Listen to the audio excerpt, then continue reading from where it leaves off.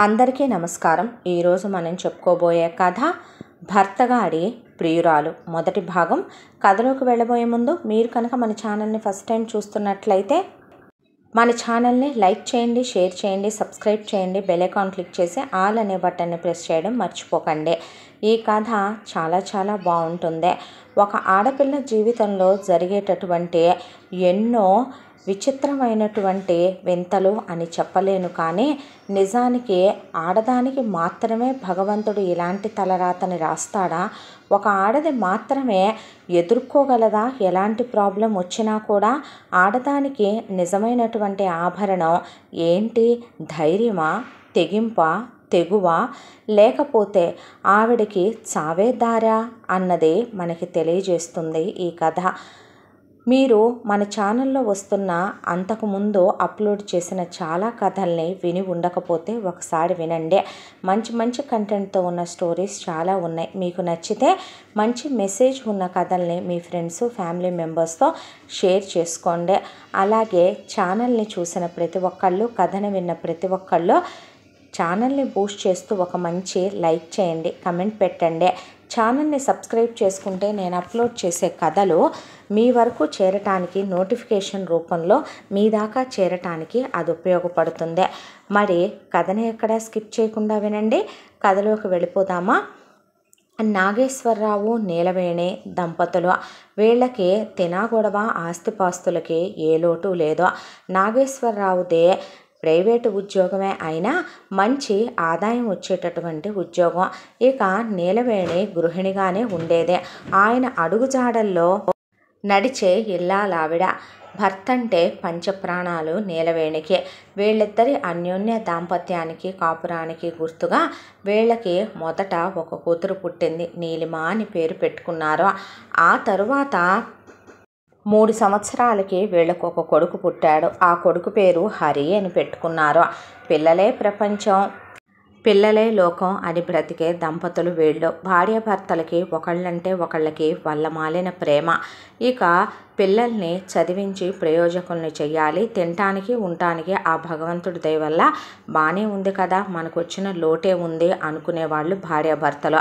ఆయన జీతంలో ₹1 కూడా పొదుపు చేయాల్సిన అవసరం ఉండేది కాదు. మంచి బట్టలు కట్టుకొని కడుపు నిండా తిండి తినేవాళ్ళు. ఇక సొంత ఇల్లు వాకిలి ఉందే. అద్దెలు పాడు కట్టాల్సిన అవసరం కూడా లేదు. పిల్లలతో సంతోషంగా జీవితం సాగిపోతూ అలా ముందు కూతురుది చదువు కంప్లీట్ అయిపోయింది.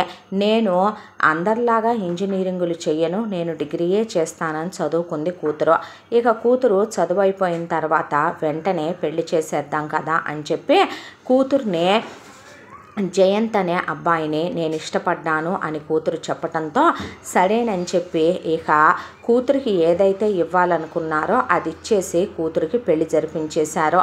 కూతురు పెళ్ళైపోయిన తర్వాత బాగానే ఉందలే, మొగుడితో కాపురం చేసుకుంటుంది అని ఆశపడినంతసేపు లేకుండా కూతురికి పుట్టింటి తరఫు నుంచి ఇచ్చిన ఆస్తి పెట్టి కూతురు ఒక వ్యాపారం పెట్టింది. రేపొద్దున లేడీ ఎంటర్ప్రెన్యూర్గా నేను కూడా ఎదగాలి, నాకంటూ ఒక స్థానాన్ని సంపాదించుకోవాలి అనుకుంది. ఎటు పెళ్ళానికి ఇచ్చిన ఆస్తేగా నాకెందుకు అన్నట్టు అల్లుడు కూడా తప్పు ఒప్పులు కూతురికి చెప్పింది కూడా లేదు. ఆ తరువాత ఒక రోజున తన బిజినెస్ పని మీదే వెళ్ళొస్తూ కూతురు యాక్సిడెంట్లో చనిపోయింది. ఆ తరువాత ఇక ఆ వ్యాపారం కూడా మూతపడిపోయింది. అలా ఇచ్చిన కట్నం డబ్బులు కాస్త ఆ వ్యాపారంతో గాల్లో కలిసిపోవటం ఒకటి, రెండోది పిల్ల చేతికి దక్కకుండా పిల్ల పోవటం మరొకటి. ఎంత ప్రేమించామన్నా, ఎంత పెళ్ళిళ్ళు చేసుకున్నామన్నా ప్రతి ఒక్క మగాడు అనుకునేది ఒకటే, ఆ పోయిన పెళ్ళాలతోనే ఆ పెళ్ళాల మీద ఉన్న ప్రేమలు కూడా పోతాయి మగాడికి. దాంతో వాళ్ళ అత్తామామలు మా అబ్బాయికి మేము ఇంకో పెళ్లి చేసేసుకుంటాం అని చెప్పి వాళ్ళు వెంటనే 3 నెలలు తిరగకుండా జయంత్కి ఇంకో అమ్మాయినిచ్చి పెళ్లి చేసేశారు. జయంత్ ఆ తర్వాత ఇక్కడి నుంచి అబ్రాడ్కి వెళ్ళిపోయాడు ఆ రెండో పెళ్ళాంతో. ఇక నీలిమ ఎటు పోయింది, గోడ మీద ఫోటోలో ఒక జ్ఞాపకంగా మిగిలిపోయింది. ఆ తర్వాత ఆ దిగుల నుంచి కాస్త తేరుకుంటూ పిల్లాడొక్కడైనా మిగిలాడు దేవుడిచ్చినందుకు. పిల్లాడినైనా సరే పిల్లని భవిష్యత్తులో పైకి తీసుకురాలేకపోయినా పిల్లాడినైనా సరే యోగ్యుణ్ణి చేయాలనే దాంతో నాగేశ్వరరావు నీలవేణి కలిసి హరిని బాగా చదువుకోమని చెప్పేవాళ్ళు చిన్నప్పటి నుంచే. ఇలా చదువు సాగుతుందిలే పిల్లాడిది, కాస్త పిల్ల జ్ఞాపకాల్లోంచి ఇప్పుడిప్పుడే బయటకు వస్తున్నాము, కాస్త పిల్ల పోయిందనే దిగులు తట్టుకొని మామూలు అవుతున్నాము అనుకునే లోపు ఒకరోజు ఆఫీస్కి వెళ్ళిన నాగేశ్వరరావు తిరిగి రాలా.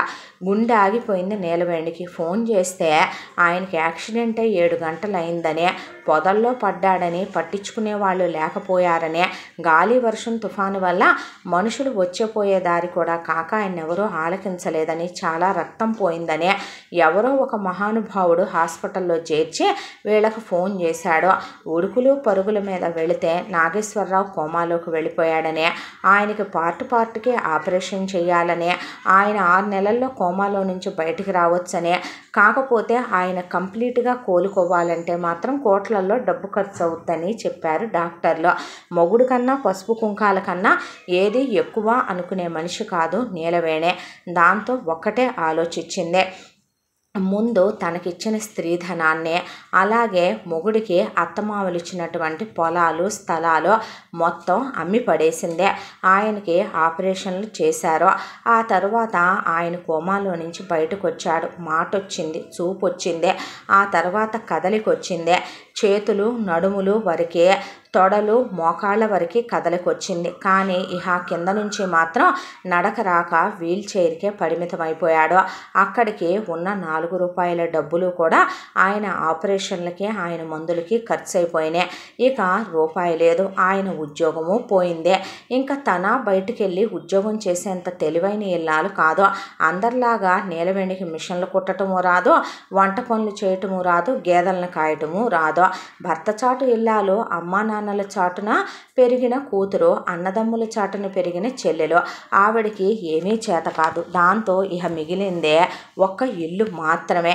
ఆ ఇల్లు, దాంతోపాటు నీలవేణికి పుట్టింటి వాళ్ళు స్త్రీధనంగా ఇచ్చినటువంటి ఒక ల్యాండ్ మిగిలినే. ఆ 2 అమ్మేసి ఇంకా ఇక్కడ ఉండటం ఎందుకు టౌన్లో అని అక్కడి నుంచి సంసారం సిటీకి మార్చి ఒక ఇల్లు అద్దెకి తీసుకుని నాగేశ్వరరావు మందులకి, అలాగే నాగేశ్వరరావు ఫిజియోథెరపీకి కాస్త డబ్బులు ఖర్చు అవుతాయి.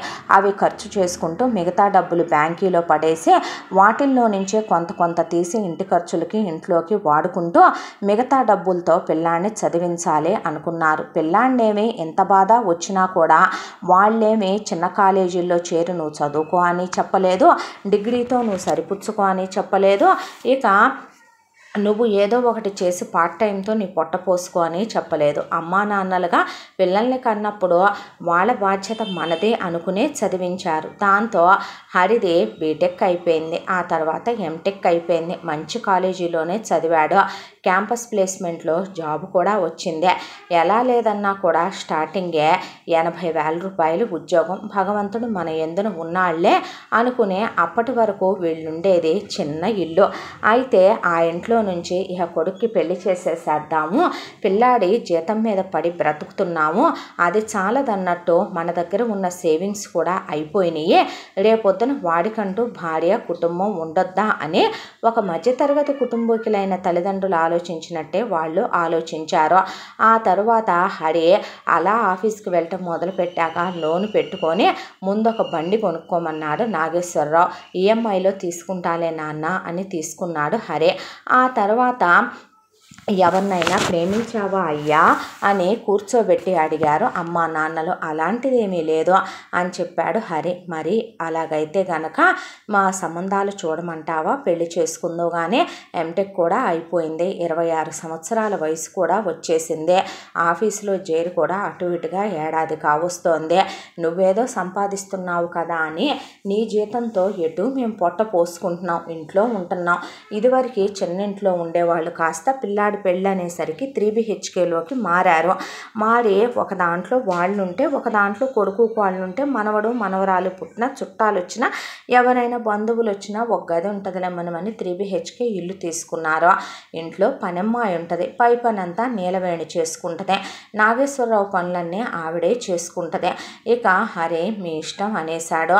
అన్న తర్వాత పెళ్ళిళ్ళ పేరయ్యని పిలిచి సంబంధాలు చూడమనమని చెప్పారు నాగేశ్వరరావు దంపతులు. ఆ పెళ్ళిళ్ళ పెళ్ళిళ్ళ పేరయ్య సంబంధాలు వెతుకుతూ సరి ఒక సంబంధాన్ని తీసుకొచ్చాడు. అమ్మాయి పేరు అమృత. అమ్మాయి అమ్మా నాన్నలకి పెద్ద కూతురు. అమ్మాయి వాళ్ళ అమ్మా నాన్నలో మంగ శంకర్రావు. ఆయన ప్రైవేట్ ఉద్యోగం చేస్తాడు. ఆవిడ చీటీల వ్యాపారం, చీరల వ్యాపారం చేసుద్దే. ఇక అమృతకి ఒక చెల్లెలు సంగీత, ఒక తమ్ముడు శశిధర్. రెండో అమ్మాయి చదువుకుంటోంది. కొడుకంటే అమ్మా నాన్నలకు పంచి ప్రాణాలు. ఉన్న ఏదైనా కొడుకు తప్ప కూతుళ్ళకి 10 పైసలు కూడా పెట్టే అమ్మా నాన్నలు కాదు వాళ్ళు. అమ్మాయికి ఇప్పటి వరకు బీటెక్ అయిపోయి అమ్మాయి 2-3 ఏళ్లుగా ఉద్యోగం చేస్తోంది. ఉద్యోగం చేసే డబ్బుల్నే దాచిపెట్టి వాటిని పెళ్లి ఖర్చులకి కాసిన పక్కన పెట్టి దాంతోపాటు ఇక అమ్మాయికి ఒక హారం, 2 గాజులు, అలాగే మెళ్ళో పెద్ద మనిషి అయినప్పుడు అమ్మమ్మ వాళ్ళు పెట్టినటువంటి ఒక గొలుసు, 2 జతల చెవిదిద్దులు, 4 ఉంగరాలు పెడతామని. అమ్మాయి డబ్బుల్లో నుంచి అల్లుడికి ఒక హ్యాండ్ చైను, మెళ్ళో చైను, ఒక ఉంగరం పెడతామని చెప్పారని, పెళ్లి సింపుల్గా చేయమన్నారని, పెళ్లి ఖర్చుల వరకు వాళ్ళ దగ్గర సేవింగ్స్లో అమ్మాయి జీతాన్ని దాచాం, అవి ఉన్నాయని చెప్పారని చెప్పుకొచ్చాడు పెళ్ళిళ్ళ పేరయ్య. సరే అని పిల్లను చూద్దాం కదా అని చెప్పి వెళితే హరి అమృత మాట్లాడుకున్నారు. ఇద్దరికి అభిప్రాయాలు కలిసినాయి. హరి మాట్లాడే తత్వం అమృతనే ఆకట్టుకుంది. అమృత ఆకర్షణీయమైన రూపం, చూడటానికి అమృత చాలా హోమ్లీగా, చాలా అందంగా ఉంటుంది. దానికి తోడు మనిషి చాలా చురుకైనది కూడా. ఇంట్లో త్వరగా కలిసిపోయే తత్వంలా అనిపించింది. దాంతో సరేనని ఇద్దరు మాట్లాడుకున్నారు, ఓకే చెప్పుకున్నారు. ఎంగేజ్మెంట్ సింపుల్గా చేసుకున్నారు. ఆ తర్వాత ఒకవైపున అమృతకు పుట్టింటి వాళ్ళు హారం పెట్టి అలాగే గాజులు పెట్టి వాళ్ళ అమ్మమ్మ వాళ్ళు పిల్లకి ఎప్పటి నుంచో చేయించేద్దాము అని చెప్పి ఆడపిల్లలిద్దరికి అనుకుంటున్నామని మేనమామలు వాళ్ళు ఒక హారం తీసుకొచ్చారు. దాంతోపాటు అమృతకి పుట్టింటి వాళ్ళు ఆమె జీతం దాచిపెట్టే ఆమె తల్లి మంగ ఒక హారం, దాని మీదకి చెవిపోగులు, అలాగే ఒక జత గాజులు పెట్టింది. అమ్మమ్మ వాళ్ళు పుష్పవతి అయినప్పుడు ఓణీలు ఇచ్చినప్పుడు తీసుకున్న చైన్ అని, అలాగే బ్రేస్లెట్లని, చెవిపోగులని, ఉంగరాలని పెద్దమ్మాయికి ఇచ్చేసి హరికి వాళ్ళన్న ప్రకారమే హ్యాండ్ చైను, మెళ్ళో చైను, ఉంగరము పెట్టి సింపుల్గా పెళ్లి ఏర్పాట్లు చేశారు. ఆ తర్వాత ఇక అమృతకి వాళ్ళంత పెడుతున్నప్పుడు మనమేం పెట్టకపోతే బాగోదని నీలవేణి తన దగ్గర ఉన్నటువంటి పాత బంగారం ఆవిడ దగ్గర కాస్తుంది. అది రేపొద్దున పిల్లాడికి పెళ్ళైతే కోడలికి ఉంటుందని ఆవిడ జాగ్రత్త చేసి ఉంచింది. అదే ఆవిడ అత్తగారిచ్చింది. దాంతోనే పిల్లకి ఎంగేజ్మెంట్కి ఒక నెక్లెస్, అలాగే 2 గాజులు పెట్టింది. పెళ్లిలో తాళి చైను, నల్లపూసలు, పిల్లకి ప్రధాన పొంగరము పెట్టింది. ఇలా పెళ్ళి అయిపోయిన తర్వాత అమృత అత్తారింట్లో అడుగు పెట్టిందే. ఉన్నంతలోనే కొడుక్కి కోడలికి శోభనాలు, 16 రోజుల పండుగలు అయిపోయాక ఎంతో కొంత మనబోటి వాళ్ళ జీవితాలకు ఉన్నంతలోనే సంతోషాలు వెతుక్కోవాలని ఏదైనా దగ్గరలో ఉన్న ప్రాంతానికి అమ్మాయిని హనీమూన్కి తీసుకెళ్ళరా అని చెప్పింది నీలవేణి. అలా హనీమూన్కి కూడా వెళ్ళొచ్చారు. వెళ్ళొచ్చిన తర్వాత అమృత కోడలుగా ఏమంటా ఆ ఇంట్లో అడుగు పెట్టిందో కానీ అందరి మనసుల్లో అమృతాన్నే నింపింది. నిజం చెప్పాలంటే పొద్దున్నే లేచి ఇదివరకు అత్తగారు ఇంటి పని, వంట పనులు చూసుకునేదే. పనమ్మాయిని పెట్టి బట్టలకి మిషన్ కొని ఆ బట్టలు పనమ్మాయి మిషన్లో పడేసి అక్కడ పడేసి పోద్ది. వాటిని మళ్ళీ మామగారు డైపర్ సెక్షన్లోనే ఉన్నాడు కాబట్టి ఆయన బట్టలన్నీ డెట్టాల్ వేసి వేడి నీళ్ళు కాగబెట్టి మళ్ళీ ఒకసారి డెట్టాల్ నీళ్ళల్లో తీసి వాటిని ఆరేసేది. ఆ తర్వాత వంట తనే చేసేది, టిఫిన్లు తనే చేసేది. హరి ఒక రకం తింటాడు, ఫ్రైలు కావాలి, నాన్ వెజ్లు కావాలి. నీలవేణి ఆకుకూరలు ఎక్కువగా తింటదే. దానికి తోడు వెజ్జుల్లో కలకలుపు కూరలు, పులుసులు అంటే ఆవిడకి ఇష్టం. నాగేశ్వరరావు విషయానికి వస్తే డాక్టర్స్ తేలిగ్గా జీర్ణమయ్యేవి మసాలాలు, కారాలు, ఉప్పులు, నూనెలు లేని ఫుడ్లు ఆయనకి చేయమన్నారు. ఇలా ఎవరికి ఇష్టమైన వాళ్ళకు ఉండేది. టిఫిన్లు అంతే, భోజనాలు అంతే, ఆ తర్వాత స్నాక్స్ అంతే, రాత్రి భోజనాలు అంతే. అత్తని ఎంత పని చేయనిచ్చేది కాదు. ఇల్లు అద్దంలాగా భూతద్దం పెట్టి చూసినా ఏ మూల ఒక డస్ట్ పార్టికల్ కనపడినంత నీట్గా పనమ్మాయితో పని చేయించేదే. ఉండేదే అద్దిల్లే అయినా ఇంటి ఓనర్లు వచ్చే ఇలాంటి వాళ్ళకి అద్దెకిస్తే కళ్ళు మూసుకొని నిద్రపోతారమ్మా ఏ ఓనర్లైనా. అంతకుముందు మీ అత్తగారు ఉన్నప్పుడు కూడా ఇంత శుభ్రంగా ఉండేది కాదంటే కోడలు వచ్చిన వేళ విశేషం అని నవ్వేది నీలవేణి. నిజమే అనేవాళ్ళు వాళ్ళు. ఆ తరువాత ఇక మొగుడితో చాలా క్లోజ్గా ఉండేది అమృత. ఉదయం పొద్దున్నే లేవటం, ఇంట్లో వంట పనది చూసుకోవటం, ఆ తర్వాత అక్కడి నుంచి పూజ చేసుకోవటం, స్నానాలు చేయటం అయిపోయిన తర్వాత ఇద్దరు కలిసి టిఫిన్ ఒకళ్ళకొకళ్ళు తినిపించుకోవటం, క్యారియర్ తీసుకోవటం, ఆఫీస్కి వెళ్ళటం. వేరే వేరే ఆఫీసులే. భార్యను డ్రాప్ చేసి హరి తన ఆఫీస్కి వెళ్ళిపోయేవాడు. అక్కడి నుంచి సాయంత్రం మళ్ళీ వచ్చి పిక్ చేసుకునేవాడు. ఆ తర్వాత ఇంటికి రావటం, స్నాక్స్ భోజనాలు అయిపోయి అత్తామామలకి 9 గంటలకల్లా వాళ్ళని పడుకోబెట్టి అత్తగారికి మామగారికి పడుకోబోయే ముందు చెరు గ్లాసుడు పాలు ఇచ్చేదే. ఆ తర్వాత పెద్దవాళ్ళు మాత్రలు వేసుకుంటారు, రాత్రులు ఆకలి అవుతుందేమోనని వాళ్ళ కోసం ఫుడ్ ప్రిపేర్ చేసి 2 బాక్సుల్లో పెట్టి, ఫ్రూట్స్ కట్ చేసి 2 బాక్సుల్లో పెట్టి, జ్యూస్ లాంటివి తీసి, బిస్కెట్స్ లాంటివి కూడా అన్నీ వాళ్ళ రూమ్లో ఒక చిన్న ఫ్రిడ్జ్ పెట్టి అందులో పెట్టి తీసుకొని తినమని చెప్పి వాటర్ బాటిల్స్తో సహా వాళ్ళకి అన్నీ పెట్టి 10 బెడ్రూమ్లోకి వచ్చేది. అక్కడి నుంచి రాత్రి 2, 3, 4 వరకు కూడా మొగుడు పెళ్ళాం మధ్య సరసాలు సరదాలు శృంగారంతోనే గడిచిపోయేది. చాలా హ్యాపీగా ఉండేవాళ్ళు అనేది చాలా చిన్న విషయం. అంత క్లోజ్గా ఉండేవాళ్ళు. ఆ బెడ్రూమే వాళ్ళ శృంగార సామ్రాజ్యం చేసుకునే ఇద్దరు రోజు కలిసే స్నానం చేసేవాళ్ళు. ఇక ఇద్దరు ప్రతి రాత్రిని ఒక హనీమూన్ రాత్రిలా, ఒక మొదటి రాత్రిలా గడిపేవాళ్ళు. అమృత పీరియడ్స్లో ఉన్నప్పుడు సైతం హరి దగ్గరికి తీసుకుని అమృతని చాలా క్లోజ్గా పడుకునేవాడు. ఆమెని విడిచి అస్సలు ఉండేవాడు కాదు.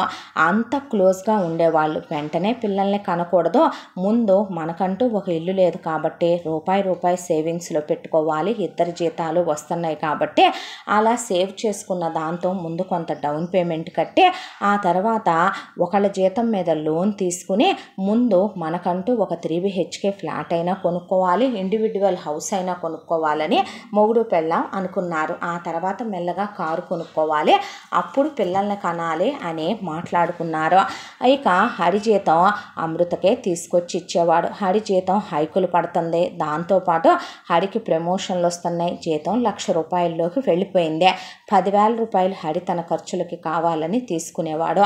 అమృత తన జీతంలో ఒక 10,000 పక్కన పెట్టుకొని తను ఇంజనీరింగ్ చదువుకున్న ఇన్ని సంవత్సరాల నుంచి చేస్తుంది కాబట్టి తనకు కూడా ఒక 80K దాకా వచ్చేవి. అయితే మామగారి మందుల ఖర్చు, మామగారిని హాస్పిటల్కి తీసుకెళ్ళటం, మామగారి ట్రీట్మెంట్లు, ఇంటి ఖర్చు, పని మనిషి, అద్దెలు కట్టడం, కరెంటు బిల్లులు కట్టడం ఏది తక్కువ చేసేది కాదు. పాలు, ఫ్రూట్స్ అన్నీ ఇంట్లోకే. అలా ఒకళ్ళ జీతాన్ని వాడేయటానికి ఒక 70,000 రూపాయలు పక్కన పెట్టుకుంటే అందులోనే అత్తామామలకి రేపొద్దున ఫ్యూచర్లో ఎవరి పరిస్థితులు ఎలా ఉంటాయో ఎవరికి తెలుసు అనే ప్రతి నెల ఒక 10,000 మ్యూచువల్లో కట్టేదే.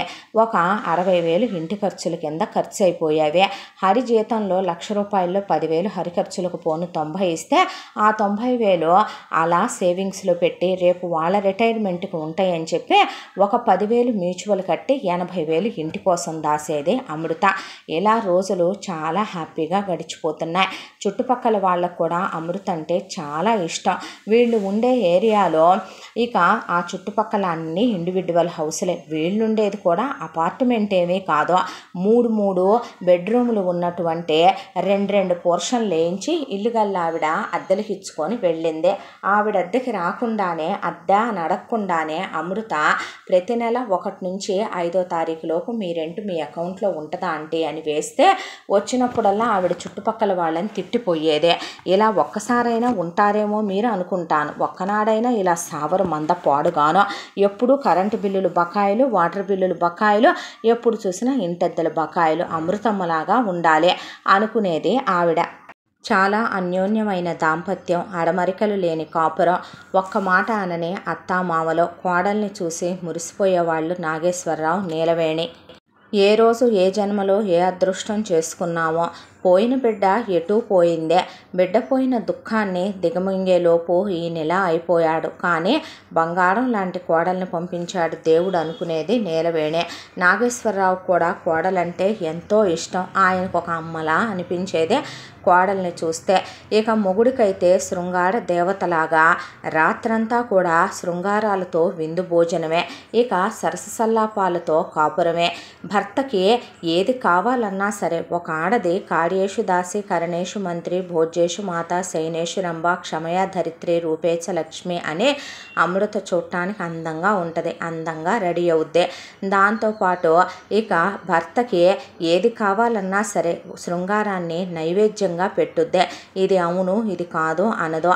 అతనితో చాలా క్లోజ్గా ఉంటుంది. బండి మీద వెళ్ళే వీళ్ళని చూసి కూడా చుట్టుపక్కల వాళ్ళు మొగుడు పెళ్ళాలంటే ఇలా ఉండాలి అని కన్ను కుట్టి చూసేవాళ్ళు, అలా హక్ చేసుకొని వెళ్ళేవాళ్ళు. ఇద్దరు బండి మీద చాలా క్లోజ్గా ఉండేవాళ్ళు. ఇంటి ఖర్చులన్నీ అమృతే బడ్జెట్ వేసేదే. కోడలు ఏం ఆలోచించినా అది కరెక్ట్గానే ఉంటుందనే నాగేశ్వరరావు నీలవేణి అస్సలు కలగజేసుకునేవాళ్ళు కాదు. ఒకవైపున అమృతకి హైప్ వచ్చింది, హరికి హైప్ వచ్చింది. అత్తగారికి మెళ్ళో 2 పేటల గొలుసు చేయిద్దామనేది అమృత కోరిక. ఆవిడ మెళ్ళో ఎప్పటి నుంచో అడిగిపోయిన 1 పేట గొలుసు ఉందని ఆ గొలుసు తీసేసి దానిలో ఇంకాసిన డబ్బులేసి అత్తగారికి ముందు 2 పేటల గొలుసు ముగప్పు గొలుసు చేయించింది. దాంతోపాటు అత్తగారి గాజుల్ని చెడగొట్టి ఇంకాసిన డబ్బులేసి ఆవిడికి లావాటి 4 గాజులు చేయించింది. అత్తమామల గురించి కూడా కన్న కూతుర్లా పట్టించుకునేదే. హరికి హైక్ వచ్చింది. అవి పెట్టి హరి ఇంకా మంచి బైక్ తీసుకుంటాను అది ఇది అంటే ఏమీ కాదు, నువ్వు బంగారానికి కడదాం ఈ డబ్బులు అని చెప్పి బంగారానికి కట్టి ఒక వస్తువు తీసుకుంది. అలా ప్రతి విషయంలోనూ లాట్స్ ఆఫ్ అండర్స్టాండింగ్ ఉంటుంది అమృత విషయంలో. ఫస్ట్ యానివర్సరీ అయిపోయింది. సరదాలు సంతోషాల మధ్య కాలం ఎలా గడిచిపోతుందో కూడా తెలియటం లేదు. అమృత నిజంగా అమృతేననేవాళ్ళు బంధువులు, చుట్టాలు, చుట్టుపక్కల వాళ్ళు, స్నేహితులు, తెలిసిన వాళ్ళు, తెలియని వాళ్ళు మొగుడు పెళ్ళాలంటే అలా ఉండాలి. మా దిష్టే తగులుద్దేమోనమ్మా, దిష్టిది నీలవేణి, నీ కొడుకు కోడల కంటే నవ్వేసేది నీలవేణే. మామగారికి ట్రీట్మెంట్ చేయించడం, హాస్పిటల్కి తీసుకెళ్ళటం, ఆయన్ని చూసే డాక్టర్ గారి వయసు 85 ఉంటుంది. ఆయన్ని ఇంకా అడ్వాన్స్డ్గా ఏదైనా ట్రీట్మెంట్ చేస్తే తగ్గుద్దా డాక్టర్ గారంటే, వాడుతున్నాం కదమ్మా, మనం వాడకపోతే అనుకోవచ్చు, మనిషి రియాక్ట్ అయ్యే వయసులో కూడా ఉండాలిగా అని చెప్పేవాడు ఆ డాక్టర్ గారు. ఇక ప్రతి 3 నెలలకోసారి తను భర్త హెల్త్ చెకప్లు, అత్తగారికి హెల్త్ చెకప్లు, ప్రతి విషయంలో కేర్ తీసుకునేదే. అమృతకి తెలుసు వాళ్ళ అమ్మా నాన్న గురించి. మంగ శంకర్రావు ఇద్దరు ఒక రకంగా చెప్పాలంటే కొడుకు పక్షపాతులు. ఆ విషయంలో చాలా స్వార్థపరులు. తన్నే చెల్లెల్నే కన్నారన్న మాటే కానీ ఆ చదువులు కూడా మెరిట్ల మీద చదువుకుంటూ వచ్చేశారు. తను కానీ చెల్లెలు కానీ వాళ్ళు వీళ్ళ కోసం ఖర్చు పెట్టిందంటూ ఏమీ లేదు. ఇక దానికి తోడు తమ్ముడు విషయంలో మాత్రం చిన్నప్పటి నుంచే వాడి విషయంలో వాడిని గారాబం చేస్తారు శశిధర్నే. కూతుళ్ళిద్దరి పట్ల వివక్షే వహిస్తారు. అమ్మా నాన్నలను అనుకోని ఇప్పుడు ప్రయోజనం ఏముందే, మనిషికొక చాపల్యం అనేది పెడతాడు కదా దేవుడు. మనిషికొకటి ఉండాలి ఏదోటి. వీళ్ళకి కొడుకు పిచ్చి, కొందరికి కూతురు పిచ్చి. ఏంటో వీళ్ళ తరీకా అనుకునేదే.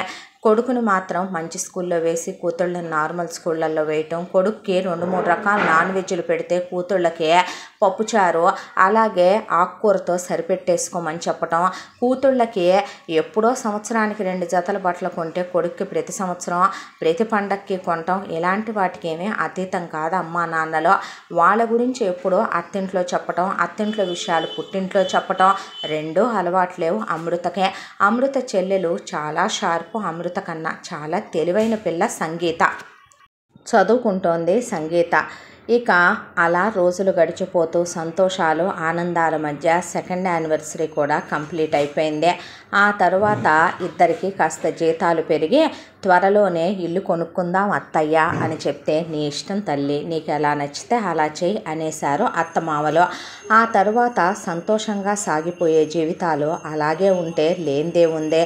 ఎవరి జీవితాల్లోనైనా అలజడి సృష్టించే తుఫాన్లు ఊహించని రీతిన మన జీవితాల్లోకి తుఫానుల్లా కొన్ని ప్రవేశిస్తూ ఉంటాయి. అవి ప్రవేశించేటప్పుడు మనకి వాటి ఉనికి తెలియదు. అవి వచ్చిన తర్వాత అవి సృష్టించే అలజడి మాత్రమే, అవి పెట్టే నరకాలు మాత్రమే మన మనసు తెలుసుకోగలుగుద్దో ఏమో బహుశానో. అలాగే అమృత వాళ్ళ కింద పోర్షను ఖాళీ అయింది. అది పెద్ద ఇల్లే. అంతకుముందు ఫ్యామిలీ ఉండేవాళ్ళు, భార్య భర్త, వాళ్ళకి 3 పిల్లలు. ఆయన ఉద్యోగం చేసేవాడు, ఆవిడ టైలరింగ్ బిజినెస్ ఏదో చేసుకునేది. పిల్లలు కాలేజీలకు వెళ్ళి చదువుకునేవాళ్ళు. రీసెంట్గానే ఆడకూతుళ్ళిద్దరికి పెళ్ళిళ్ళు చేసేసి కొడుక్కి జాబ్ వచ్చేసింది. దాంతో ఆయన చేసేది ప్రైవేట్ ఉద్యోగమే కాబట్టి వాళ్ళు ఇన్నాళ్ళుగా సేవింగ్స్ చేసుకున్న డబ్బులతో పిల్లోడికి ఉద్యోగం వచ్చిన ఊళ్ళోనే ఒక ఇల్లు కొనుక్కొని గృహప్రవేశం చేసుకుని పిల్లాడికి కూడా పెళ్లి కుదుర్చుకొని ఇక ఆ ఊళ్ళోనే పెళ్లి చేసుకుంటామని చెప్పి ఇల్లు ఖాళీ చేసి వాళ్ళు వెళ్ళిపోయారు. వాళ్ళతో వీళ్ళకి మంచి పరిచయం, మంచి సాంగత్యమే ఉంది. అంతకు ముందున్న నైబర్స్తో వాళ్ళు మంచివాళ్ళు కూడాను. ఒకళ్ళు ఊసుగోల అసలు పట్టించుకునేవాళ్ళు కాదు.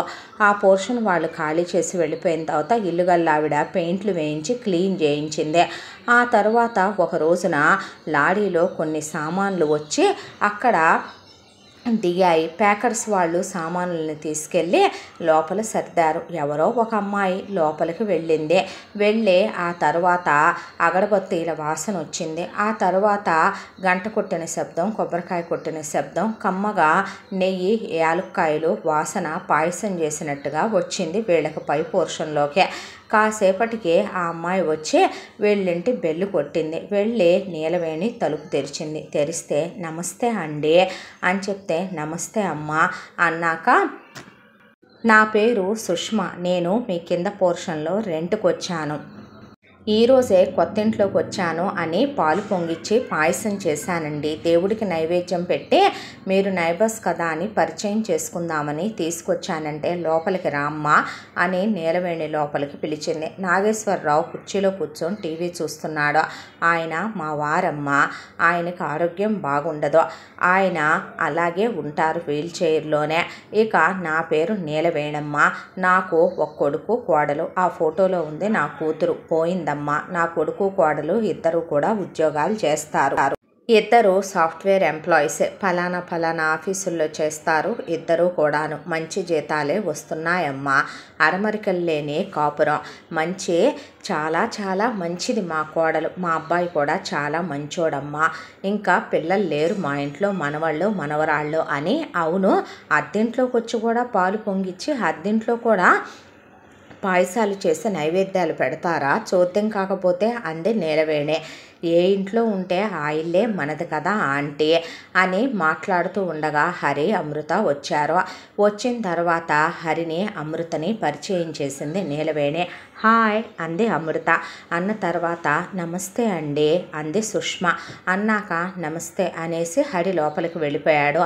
ఆ తర్వాత అమృత అక్కడే కూర్చొని న్యూ నైబర్సా అనేసి కూర్చోండి, తాగటానికి ఏమైనా తీసుకొస్తాను అని లోపలికి వెళ్ళి తను ఫ్రెష్ అయ్యి భర్తకి, అత్తగారికి, మామగారికి స్నాక్స్ పెట్టుకొచ్చి సుష్మకు కూడా ఒక ప్లేట్లో పెట్టి జ్యూస్ ఇచ్చి, అత్తయ్య నేను ఆయనకి ఏం కావాలో చూస్తానంటే అలాగేనమ్మా అనేసరికి తన స్నాక్స్ తీసుకొని బాల్కనీలోకి వెళ్ళిపోయింది అమృత.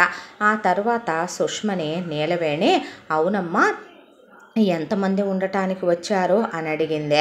నాకు ఎవరు ఇక్కడంటూ ఏమీ లేరా అంటే, మా అమ్మ నాన్న ఊళ్ళో ఉంటారు, నేను కూడా జాబ్ చేస్తున్నాను, నా శాలరీలో కొంత నేను ఉంచుకొని కొంత వాళ్ళకి పంపించాలి, ఈ కంపెనీలో చేస్తున్నాను.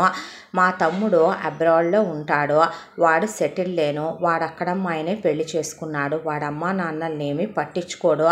మరి నువ్వు పెళ్ళవలేదా నీకు అని అడిగితే, అయ్యిందా ఆంటీ, పెళ్ళి అయింది, అది పెటాకులు అయింది. నా భర్త పేరు రాజు, వాడొక శాడిస్ట్, సైకో, తాగుతాడు, వాడికి స్మోకింగ్ అలవాటు ఉంది, పేకాట అలవాటు ఉంది. దాంతో వాడు నన్ను పెళ్ళైన 6 నెలల్లో చాలా నరకాలు పెట్టాడు. దాంతో ఆ టార్చర్ భరించలేక వాడు ప్రేమించానన్నాడని నమ్మాను ఆంటీ. ఆ తర్వాత మనుషులు మారిపోతారు కదా, అలా వాడు మారిపోయాడు.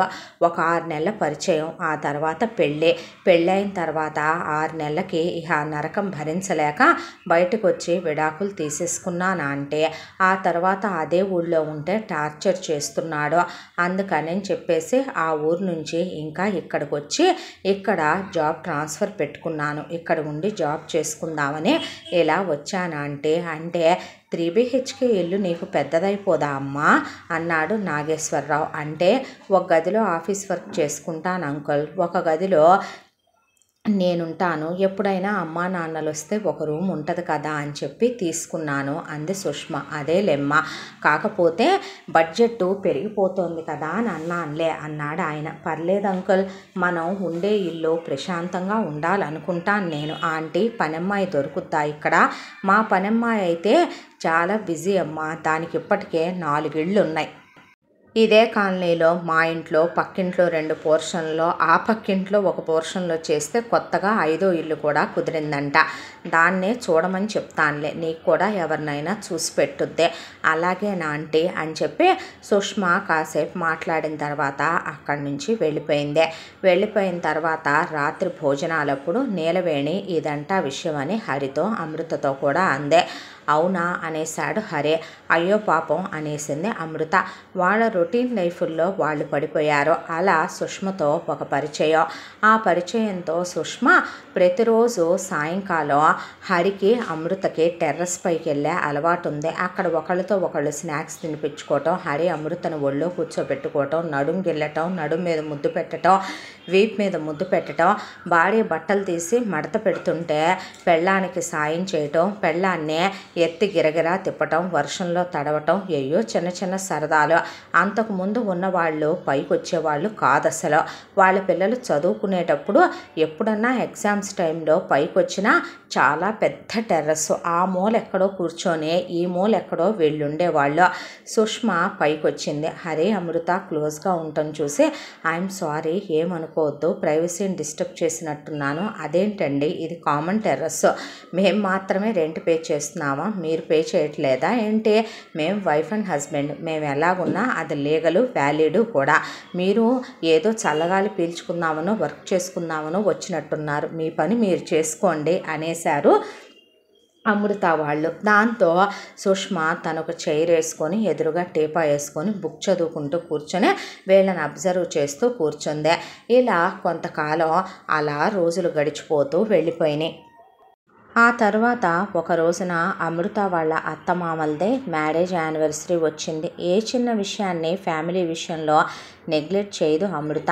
మామగారి పుట్టినరోజు, అత్తగారి పుట్టినరోజు, వాళ్ళిద్దరు మ్యారేజ్ యానివర్సరీ, ఇలా ప్రతి ఒక్కటి సెలబ్రేట్ చేయడం అమృతకు అలవాటు. ఫ్యామిలీకి అంత ఇంపార్టెన్స్, ప్రయారిటీ, వాల్యూ ఇవ్వటం తనకు మాత్రమే చెల్లిందేమో అనుకునేవాళ్ళు అందరూ.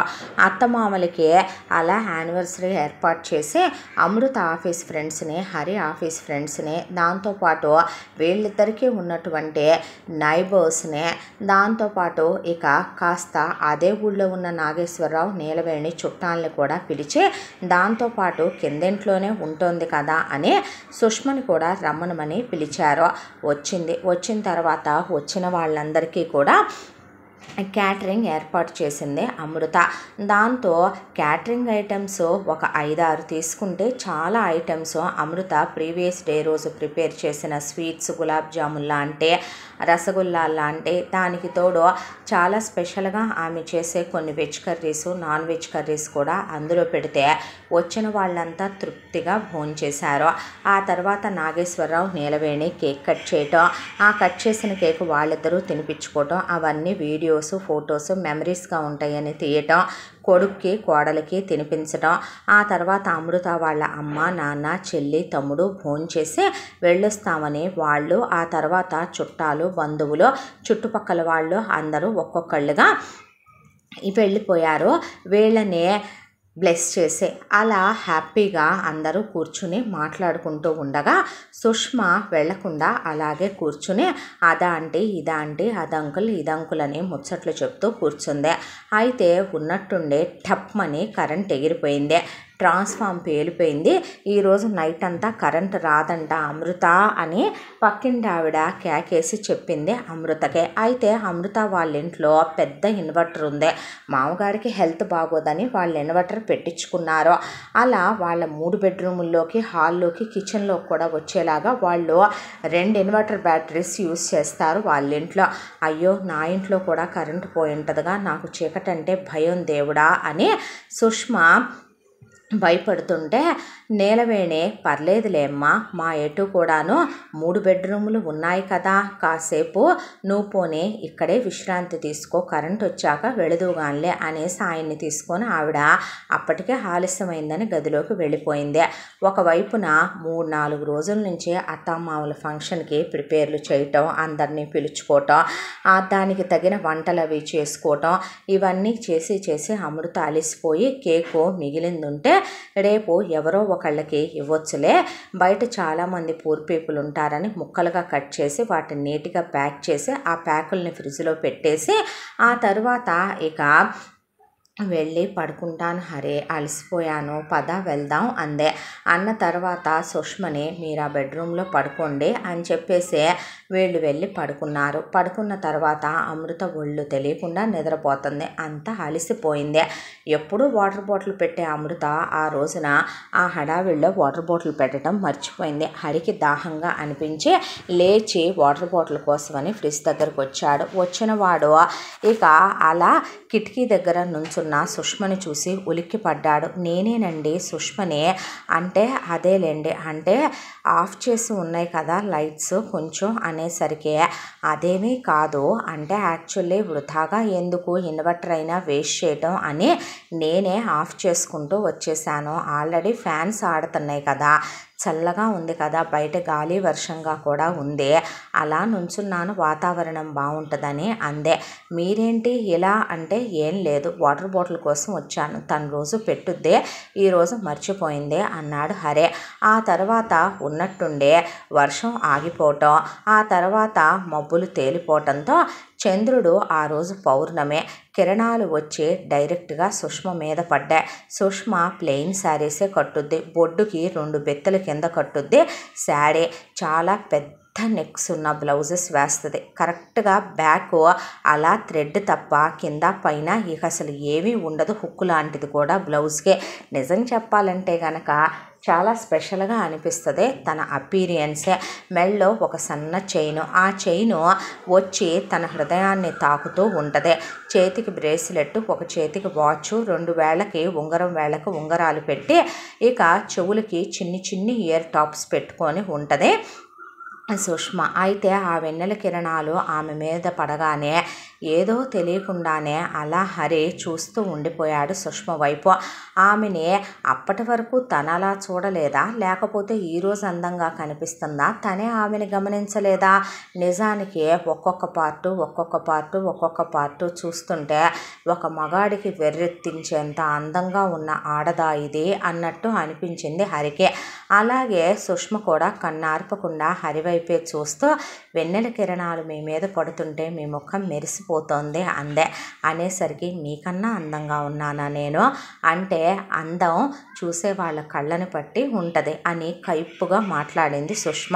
ఆ తర్వాత కూర్చుని ఇద్దరు కాసేపు మాట్లాడుకున్నాక ఇక నే వెళ్ళి పడుకుంటాను అన్నాడు హరే.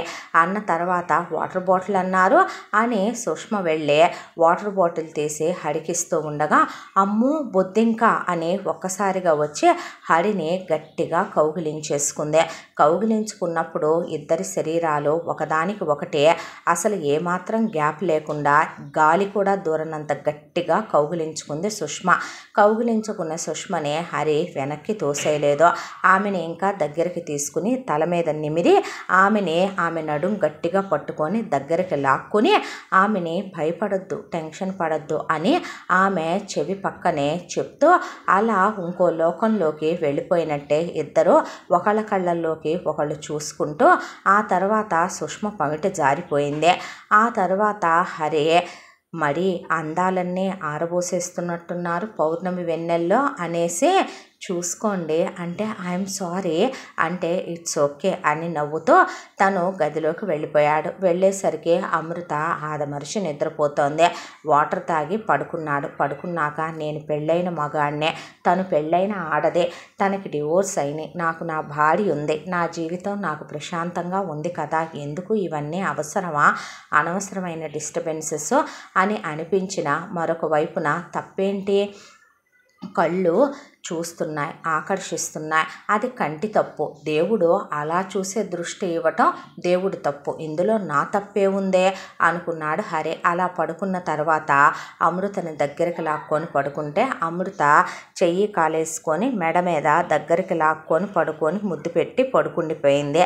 ఆ తర్వాత తెల్లారింది. తెల్లారిన తర్వాత మళ్ళీ ఎవరు రొటీన్ లైఫ్లో వాళ్ళు పడి వెళ్ళిపోయారు. ఆ రోజు నుండి సుష్మని అబ్జర్వ్ చేయటం మొదలుపెట్టాడు హరి. ఆమె కాళ్ళకి వేసుకునేటటువంటి అందమైన ముత్యాలతో ఉన్నటువంటి ఆవిడ పట్టీలు, ఆ తర్వాత ఇక సన్నగా మెహందీ డిజైను, అలాగే ఆవిడ నడుం మీద ఉన్న టాటూ, వీప్ మీద ఉన్న టాటూ, భుజాల మీద ఉన్న టాటూలు, హృదయం మీద ఉన్న టాటూ ఒక మగాడికి ఎంత ఆకర్షణ కలిగించి వెర్రెత్తించాలో ఒక ఆడదే అంత అందంగా ఉన్నట్టు అనిపించింది సుష్మ. ఆ తరువాత ఇక సుష్మ వేసుకునే నైట్ డ్రెస్సుల్లో నుంచి తొంగి చూస్తున్న ఆమె అందాలను చూసి ప్రపంచాన్నే మైమరిచిపోయి చూస్తూ ఉండిపోయేవాడు హరి. ఆమె తినేటప్పుడు ఆమె పెదవికి అంటే అన్నం మెతుకులు కూడా చాలా అద్భుతంగా కనిపించేవి.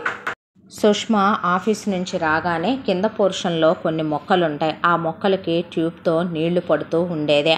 ఆ నీళ్లు పట్టేటప్పుడు ట్యూబ్ని పైకి పట్టుకొని ఆ జల్లులు తన మీద పడేలాగా ఎంజాయ్ చేస్తూ నీళ్లు పడుతూ ఉండేదే. అలా ఆమె మీద ఆ నీళ్లు పడుతూ ఆ మొక్కల్లో ఆకులు ఏరేస్తూ అలా క్లీన్ చేస్తున్నప్పుడు ఆమె వంగినప్పుడు ఆమె నడుము, ఆమె శరీర సౌష్ఠవం, అలాగే ఆమె అందచందాలు, ఆమె చేసేటప్పుడు అంటిన మట్టి, ఆ మట్టి ఆమె నుదురుకి రాసుకున్నప్పుడు అంటటం, ఆ తరువాత ఆమె తలస్నానం చేసేటప్పుడు ఆమె తలకు పెట్టుకునే హెయిర్ ప్యాక్, తలస్నానం చేసిన తర్వాత తల తుడుచుకుంటూ ఎండలో నిలబడేదే. అలా ఆమె పవిటి చెంగు తొలగిపోయే ఆవిడ అందమైనటువంటి బొడ్డు పక్కన పుట్టుమచ్చ ఒక మగాణ్ణి ఇంకా ఆలస్యం చేస్తావేంటి, వచ్చి ఎప్పుడు ముద్దు పెట్టుకుంటావు నన్ను అని అడుగుతున్నట్టే ఫీల్ అయిపోయేవాడు హరి. ఆ తరువాత ఇక ప్రతి క్షణం ఆమె సాంగత్యాన్ని దూరంగా ఉండి చూస్తూనే స్వయంగా అనుభవించడం మొదలుపెట్టాడు హరి. ఒక రోజున ఆఫీసు నుంచి వచ్చిన తర్వాత హరి ఎప్పుడు వెళ్ళినట్టే టెర్రస్ మీదకి వెళితే అమృత ఆ రోజు స్నాక్స్ ప్రిపేర్ చేస్తూ అత్తగారితో మామగారితో మాట్లాడుతూ కింద ఆగింది. ఈలోపు హరి పైకి వెళ్ళాడని సుష్మ పరుగున ఇక శారీ వేసుకుని పైకి వెళ్ళింది. వెళ్ళి అలా ఆమె ఆ చివరిన టెర్రస్ మీద బుక్ తీసుకుని ఆ బుక్ చదువుతున్నట్టు అటు ఇటు తిరుగుతుంటే ఇటువైపున హరి వెర్రెక్కిపోయి చూస్తున్నాడు సుష్మనే. సుష్మ వేసినటువంటి లిప్స్టిక్, సుష్మ వేసిన మేకప్, ఇక సుష్మ అలా హెయిర్ గాలికి వదిలేస్తే గాలికి ఎగురుతున్నటువంటి ఆ జుట్టు, అందంగా కనిపిస్తున్నటువంటి ఆమె టాటూలు, మెరుస్తున్న ఆమె ముక్కు పుడక, అసలు ఒకటే ఉందలే పిచ్చెక్కిపోతోంది హరికి. కరెక్ట్గా అదే టైంకి హరితో హాయ్ అండి, ఎప్పుడొచ్చారు, నేను గమనించలేదు అందే అమృత. అంటే అందాన్ని ఆస్వాదిస్తూ నేను లోకాన్ని మైమరిచిపోయానులేండి, యూ నాటీ, మీరు మరీను అని గుండెల మీద రెండు చేతులతో గుద్ది భలే మాట్లాడతారు సుమా, మీరు మీ మాటలు భలే ఆకర్షణీయంగా ఉంటాయండి, ఎలాంటి వాళ్ళనైనా సరే వశం చేసేసుకునేలా ఉంటాయి తెలుసా మీ మాటలు అనేసింది సుష్మ. అంటే అవునా, నిజంగానా అన్నాడు హరి. మరే అంది సుష్మ. అన్న తరువాత ఇద్దరు ఇలా ఆ విషయాలు ఈ విషయాలు మెల్లమెల్లగా డర్టీ టాక్స్, లవ్ స్టోరీస్ అలా మాట్లాడుకుంటూ ఉండగా ఉన్నట్టుండి హరి సుష్మ చేయి పట్టుకున్నాడు. ఏంటండి ఇది అంటే, ఏమీ లేదు, నీ బొడ్డు పక్కన ఉన్న పుట్టుమచ్చ నన్నెప్పుడు ముట్టుకుంటావు, ఎప్పుడు ముద్దు పెట్టుకుంటావు అని అడుగుతున్నట్టే ఉందే. చిలిపి పనులు మీరునో, కాకింగిలైతే సరే కానీ కాకింగిలైతే సరేగా మరి అని కాస్త చీకటి పడుతుంటే చుట్టుపక్కల జనాలెవరు టెర్రస్ల మీద సావరక్కడ. దాంతో హరి అలా మోకాళ్ళ మీద కూర్చుని సుష్మ నడుముని దగ్గరికి లాక్కునేలోపు అమృత కాలి పట్టీల శబ్దం అయ్యి ఇద్దరూ దూరంగా జరిగిపోయారు. ఆ తర్వాత అమృత పైకొచ్చే ఇక వస్తూ స్నాక్స్ తీసుకొచ్చి ఆ సుష్మకు కూడా కొన్నిచ్చి తీసుకోండి అని చెప్పి ఆ తర్వాత హరికి నోట్లో పెడుతూ హరి కుర్చీలో కూర్చుంటే హరి ఒళ్ళో కూర్చుంది.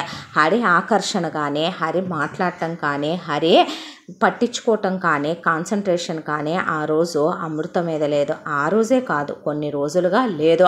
సుష్మ మీదకే వెళ్ళిపోతోంది అతని తలంపు, అతని ఊహలు, అతని ప్రతి ఆలోచన ఆమెతోనే ముడిపడిపోతోంది ఈ మధ్య. ఇక ఒక రోజున ఉన్నట్టుండి సుష్మ తన ఇంట్లో నుంచి పెద్ద పెద్దగా అరుపులు కేకలు మొదలుపెట్టింది. దాంతో చుట్టుపక్కల జనాలందరూ పోగయ్యారు. పెద్ద పెద్దగా వాదనలు గొడవలు జరుగుతున్నాయి. ఏంటా అని చెప్పి వీళ్ళు కిందకెళ్ళారు. కిందకెళ్తే అక్కడికి సుష్మ మాజీ భర్త, డివోర్స్ ఇచ్చిన భర్త రాజు వచ్చాడు. వచ్చి నాది తప్పైపోయింది, అప్పట్లో నేను తాగేవాడిని, నీ విలువ నాకు తెలియలేదు, నేను తప్పుగా ప్రవర్తించాను, నేను నిన్ను చాలా ప్రేమించాను, ఆ ప్రేమను కూడా మర్చిపోయి నీ మీద చేయి చేసుకోవటం నాదే తప్పు, నీకు విడాకులు ఇచ్చాక నేను చాలా రిగ్రెట్ ఫీల్ అవుతున్నాను, ఆ విడాకుల్ని మనం రద్దు చేసేద్దాం, మళ్ళీ మన ఇద్దరం పెళ్లి చేసుకుందాం, న్యూ లైఫ్ స్టార్ట్ చేద్దాం, మనకి ఇల్లు పిల్లలు సంసారం జీవితం కావాలని నాకు ఇప్పటికి తెలిసింది, నేను స్మోకింగు పేకాట డ్రింకింగు కంప్లీట్గా మానేశాను సుష్మ, ఇక నుంచి హ్యాపీగా ఉందాం, నీ వాల్యూ నాకు తెలిసిందే, భర్త ఇల్లు పట్టించుకోకుండా భార్యను పట్టించుకోకుండా పోతేనే కదా ఏ భార్య అయినా ఏదైనా సరే తప్పుగా ప్రవర్తించేది, తప్పుడు దారులు వెతుక్కునేది. ఇక నుంచి అలాంటిదేమీ జరగదు, జరిగినవన్నీ మర్చిపోదాం, గతాల్ని గతంలోనే వదిలేద్దాం, ఇక నుంచి మనం హ్యాపీగా ఉందాం, ఇద్దరి జీతాలు వస్తాయి కదా, మా అమ్మ నాన్నకి నేను పంపించాల్సింది ఏమీ లేదు, మీ అమ్మ నాన్నకి హ్యాపీగా నీ శాలరీలో నుంచి ఎంత ఇవ్వాలనుకుంటున్నావో అంత ఇవ్వు, లేదంటే వాళ్ళని తెచ్చి మన దగ్గరే ఉంచుకుందాం అని రాజు మాట్లాడుతుంటే Sushma, will you please shut up, get out of my house, ఎవర్రా నువ్వు, రాస్కెల్, ఈడియట్, స్టూపిడ్, నీతో 6 సంవత్సరాలు నువ్వు చెప్పిన ప్రేమ కబుర్లన్నీ నమ్మి 6 నెలలు కాపురం చేయటమే చాలా పెద్ద విషయం, నువ్వు నన్ను 6 నెలలు పెట్టిన టార్చరు, నువ్వు చూపించిన నరకం నేను ఎప్పటికీ మర్చిపోలేను, మర్యాదగా నువ్వు నా లైఫ్లో నుంచి ఎప్పుడో వెళ్ళిపోయావు, ఈ ఇంట్లో నుంచి వెళ్ళిపోకపోతే చెప్పుతో కొడతా, నీతో నేను మళ్ళీ లైఫ్ షేర్ చేసుకుంటానని ఎవరు చెప్పారా రాస్కెల్, ముందు మర్యాదగా బయటికి నడు, లేదంటే కేసు పెట్టాల్సి వస్తుంది, అంటే నీకేమైనా పిచ్చి పట్టిందా, నేను కలిసి ఉందామంటే పిచ్చి వాగునంతా వాగుతావేంటే, నాకు ఇష్టం లేదు, నేను రాను, నీతో ఉండటం నాకు ఇష్టం లేదు, నేను రాను, నువ్వు నాకు వద్దు అంటున్నానా అనేసరికి ఏంటే ఒళ్ళు బలిసిందా, మదం ఎక్కిందా, మతి తప్పిందా, మర్యాదగా వచ్చి తగ్గి నాకు నేనే 100 మెట్లు నిన్ను అడుక్కుంటున్నట్టు, నువ్వేదో వరాలిచ్చే దేవతవైనట్టు, తప్పు నీ వైపు నుంచి ఏది లేదన్నట్టు, తప్పు మొత్తం నాదేనన్నట్టు తెగ ఎక్స్ట్రాలు చేసి తెగ పతివ్రత పోజులు కొడుతూ తెగ ఓ డైలాగుల మీద డైలాగులు విసురుతున్నావేంటి, కొడితే మొహం పగిలిపోద్ది, నేను మారానన్నాను అంతేకాని నాకున్న వాటన్నిటినీ మర్చిపోయాను అనలేదు, నేను మర్యాదగా మూసుకొని పద, నువ్వు నాతో ఉండటమే కరెక్ట్, నువ్వు ఇలా ఫ్యామిలీస్ మధ్యలో ఉండదగిన ఆడదానివి కాదు అన్నాడు రాజు. నాకు తెలుసురా నువ్విదే, నువ్వు మారినట్టు నటించావు అంటే సుష్మ చేయి గట్టిగా పట్టుకొని రాజు పదమని బయటికి తీసుకొస్తుంటే హరి చాలా ఓవర్గా రియాక్ట్ అయ్యాడు. రాస్కెల్, ఈడియట్, స్కౌండ్రల్, ముందు ఆవిడ చెయ్యొదులు, అసలు ఆవిడ నాకు ఇష్టం లేదు అంటే బలవంతం చేసి తీసుకెళ్ళటానికి నీకేం రైట్ ఉందనుకుంటున్నావు, భర్త అయినా సరే ఇష్టం లేకుండా భార్య మీద చెయ్యకూడదు, భార్యని అలా టార్చర్ చేయకూడదు, నువ్వు ఎంత నరకాలు పెడితే ఆవిడ అలా వచ్చేసి ఉంటుంది నీ లైఫ్లోంచి అంటే, హలో బాస్ మధ్యలో నువ్వెవరో, నీ ఇంట్రెస్ట్ ఏంటి దీని మీద, అవును నాకు తెలియక అడుగుతాను, పైన నుంచి కదా నువ్వు కిందకు వచ్చావు, నైబర్ లాగా ఉండాలి, ఏం తెలుసురా నీకు దీని గురించి నా గురించి, ప్రతి దాంట్లో దూరిపోయావంటే పళ్ళు రాలిపోతాయి రాస్కెల్ అనేసరికి ఎవర్రా రాస్కెల్ అని షర్ట్ పట్టుకొని హరి రాజు మీద చేయి చేసుకున్నాడు. ఆ తర్వాత సుష్మ హరి వెనక్కి వచ్చి హరిని గట్టిగా పట్టుకొని ప్లీజ్ హెల్ప్ మీ అనే లోపం అమృత అక్కడికి వచ్చి సుష్మ చేయి పట్టుకొని పక్కకు తీసుకొచ్చి మీరు టెన్షన్ పడకండి అన్న తర్వాత, నాకు భయంగా ఉంది నన్నేమైనా చేస్తాడని, నాకు టెన్షన్గా ఉంది నన్నేమైనా అంటాడేమోనని అనేసరికి నాగేశ్వరరావు నీలవేణి అక్కడి నుంచి రాజు వెళ్ళిపోయాక హరిని లోపలికి తీసుకొచ్చి, నీకెందుకురా అసలు అనవసరమైన విషయాలు, అది వాళ్ళ ఫ్యామిలీ విషయం కదా మనకు అవసరమా అంటే, మీ అబ్బాయికి ఈ మధ్య ముక్కు మీద కోపం ఎక్కువైపోతుంది అత్తయ్య అంటే, సోషల్ సర్వీస్ చేయటం తప్ప, బాధల్లో ఉన్న ఆడదాన్ని ఆదుకోవటం తప్ప అని హరి మాటల మీద మాటలు మాట్లాడాడు. ఏమోలే అని అమృత లోపలికి వెళ్ళిపోయింది. అత్తమామ లోపలికి వెళ్ళిపోయారు. ఆ తరువాత రాజు మళ్ళీ తాగొచ్చి సుష్మని రోడ్డు మీద నుంచొని నానా బూతులు తిట్టి బయటికి రమ్మనమంటే హరి మళ్ళీ రియాక్ట్ అయ్యి వెళ్ళి రాజీవ్ మీద చేయి చేసుకొని రాజీవ్ని కొట్టాడు. ఇక దాంతో నీకేంట్రా దీని మీద అంత ఇంట్రెస్ట్, నువ్వేమైనా దీన్ని తగులుకున్నావా ఉంచుకున్నావా, రే ఇదేదో కామన్ ఆడది అనుకోకు, నీకు ఇది ముంచేసేంత వరకు మీకెవరికి దీని గురించిన లోతులు తెలియదు, ఏమనుకొని తీసుకొచ్చి పెట్టుకున్నారు ఇక్కడ అనేసరికి ఇంతకుముందే తాగుడు మానేశానన్నావు కదా, మళ్ళీ ఇంతలోకి ఎందుకు తాగొచ్చావు అందే అమృత. అన్న ఆ మాటకే సిస్టర్ నీకు విషయం చెప్తాను అర్థం చేసుకో, నువ్వు తప్పొప్పుల గురించి ఇప్పుడు నేను మాట్లాడాలనుకోవట్లేదు, ఇది మాత్రం మీ మధ్యలో ఉండటానికి తగిన ఆడదే కాదు, కరెక్టో కాదు, కాబట్టి దీన్ని నేను తీసుకెళ్ళిపోవాలనుకుంటున్నాను, తను రాదు, తన్నే మేము పంపించాం, నువ్వు మర్యాదగా ఇక్కడి నుంచి వెళ్ళిపోకపోతే కనుక చాలా సీరియస్గా నీ మీద యాక్షన్ తీసుకోవాల్సి వస్తుంది అని హరి అనేసరికి నీ మీద కేసు పెడతానంది. పెట్టవే, నేను మొత్తం గతాలన్నీ తవ్వుకుంటా వచ్చి నీ మీద పెడతా, అప్పుడు ఏమవుద్దో చూద్దాం పదా మనం అని రాజు ఎదురు రియాక్ట్ అయ్యాడు. దాంతో ఏమని పెడతావురా, నువ్వు నన్ను ఎలా టార్చర్ పెట్టావో పెడతావా అని సుష్మా రాజు మీదకి వెళ్ళేపాటికి రాజు లాగి రెండేస్తే సుష్మా వెళ్ళి హరి మీద పడి హరిని గట్టిగా కౌగిలించుకుందే. దాంతో చుట్టుపక్కల వాళ్ళందరితో ఇది వీళ్ళ కాపురంలో చిచ్చు పెట్టుద్ది, నేను చెప్తున్నాను కదా, చాలే నోరు ముయ్యవయ్యా, నువ్వు మాట్లాడే మాటలు నువ్వును, హరి ఎలాంటోడో మాకు తెలీదా, వాళ్ళ అమ్మా నాన్నలు ఎలాంటోళ్ళో మాకు తెలీదా, అమృతం తప్ప పరాయి ఆడవాళ్ళందరినీ తన అక్క చెల్లెళ్ళు అనుకుంటాడు హరి, దేవుళ్ళు లాంటోడు హరి, అలాంటి మాటలు మాట్లాడితే కళ్ళు పోతాయి నీకు, పోడా తాగుబోతేదవా అని ఎక్కడోళ్ళు అక్కడ వెళ్ళిపోయారు. ఆ తర్వాత ఇల్లుగల్ల ఆవిడ వచ్చింది. ఇలాగే రోజు గొడవలు అవటం, రోజు రాజీవ్ రావటం, సుష్మకి రాజీవ్కి మధ్య గొడవలు జరగటం, రచ్చలు జరగటం, ఇదంతా చూసే అమ్మాయి ఎందుకు వచ్చిన గొడవ కానీ నువ్వు ఇల్లు ఖాళీ చేసేసేయమ్మా, నేనెవరో ఒకళ్ళకి ఇచ్చుకుంటానులే కానీ ఇదేదో తెగే వారంలాగా లేదు, రోజు ఈ గోలలతో ఇళ్ళ చుట్టుపక్కల హార్ట్ పేషెంట్లు ఉన్నారు, చదువుకునే పిల్లలు ఉన్నారు, ఎందుకు వచ్చిన గోలంటావు అనేసింది ఇల్లు గల్లావిడ. అన్న తర్వాత ఇప్పుడు నేను ఎక్కడికి వెళ్ళాలి, ఇప్పటికిప్పుడు నాకు ఇల్లు అంటే ఎక్కడ దొరుకుద్ది, నేను బయటికి వెళ్ళి ఎలా బ్రతకాలి, నా ఆఫీస్ దగ్గరికి వెళ్ళటానికే నాకు భయం వేస్తుంది, మధ్యలో ఆ రాస్కెల్ వచ్చి నన్నేమైనా చేస్తాడేమో, మానభంగం చేస్తాడేమో, నా శీలాన్ని దోచుకుంటాడేమో, నన్ను ఏ క్షణం లోబరుచుకుంటాడో ఏం చేస్తాడో అనే టెన్షన్గా ఉందే, నా జీవితాన్ని కాలు రాస్తాడేమోననే కంగారుగా ఉంది. అదేంటమ్మా అతన్ని మొగుడేగా, నిన్న అతను ముట్టుకోలేదా అని అడిగింది నీలవేణి. డివోర్స్కు ముందు మొగుడు, డివోర్స్ అయిన తర్వాత పరాయి మగాడే కదా ఆంటీ అంది సుష్మ. ఏమోలేమ్మా అనేసింది నీలవేణి. అన్నాక అమృత ఏం మాట్లాడకుండా నుంచుందే.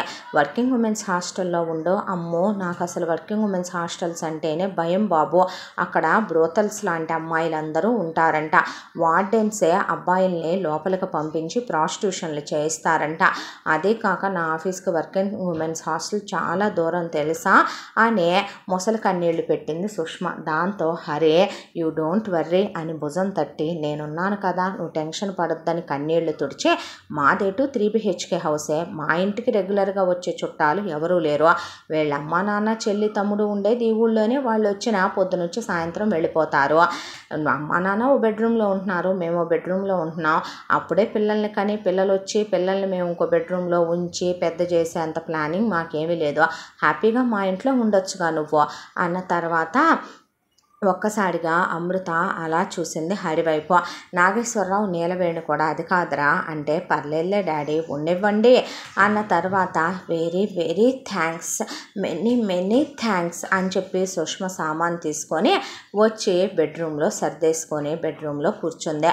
ఆ తర్వాత నెక్స్ట్ డే వంట చేయటానికని అమృత లేస్తే తను కూడా లేచే వంట చేద్దామని చెప్పి, నేను నీకు హెల్ప్ చేయనా, నేను చేస్తానులే వంట అంటే, వద్దు నిన్నే ఇంటి పని వంట పని చేయడానికి కాదు కదా ఇక్కడ ఉంచిందే, నా పనులు నాకు అలవాటే, నా పనులేమి నాకు కొత్త కాదు, అయినా పనిమ్మ ఇస్తుంది, ఇంటి పని ఎలా చేసుకోవాలో తను ఆల్రెడీ ట్రైన్డే, తన పని తను చేసుకుంటుంది, ఇక బట్టలు మెషిన్ ఉంది అది వాష్ చేసేస్తుంది, వంట పని మామగారికి ఒక రకం చేయాలి, అత్తగారికి ఒక రకం చేయాలి, ఆయన ఒక రకం తింటారు, నీకేం కావాలో చెప్పు చేసి పెడతాను అందే అమృత. అది కాదు నేను బాగానే చేస్తా, నువ్వు అంతకైతే గనక మీ అత్తయ్య మామయ్యకి చేసుకో, నేను మన వరకే చేస్తాను అని అది కాదు అని అమృత అంటున్నా, నిన్నింకేం మాట్లాడొద్దంటున్నాను అమృత అనేసి ఇక నాగేశ్వరరావుకి నీలవేణికి కుక్ చేసిన తర్వాత హరికి ఏవి ఇష్టమో అవన్నీ స్పెషల్గా చేసింది సుష్మా.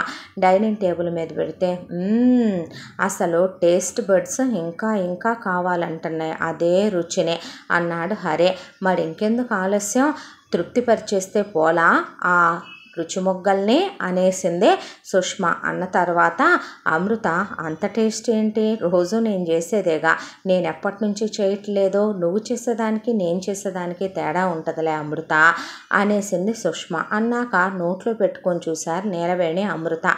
ఒక్క దాంట్లో ఉప్పు లేదు, కారం లేదు, మసాలాలు లేవు, సప్పగా సచ్చిని అయ్యే. అంతేం బాగుందిరా అంది నీలవేణి. నాకు నచ్చిందిలే అన్నాడు హరి.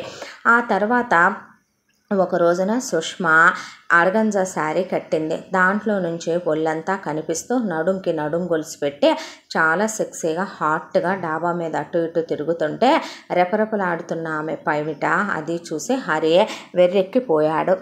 ఇద్దరూ ఒకళ్ళ కళ్ళల్లోకి చూసి ఒకళ్ళు మాట్లాడుకుంటూ ఉండగా పైకి వస్తున్నటువంటి అమృత గజ్జల శబ్దం విని ఇద్దరూ ఏమీ ఎరగనట్టు దూరంగా వెళ్ళిపోయారు.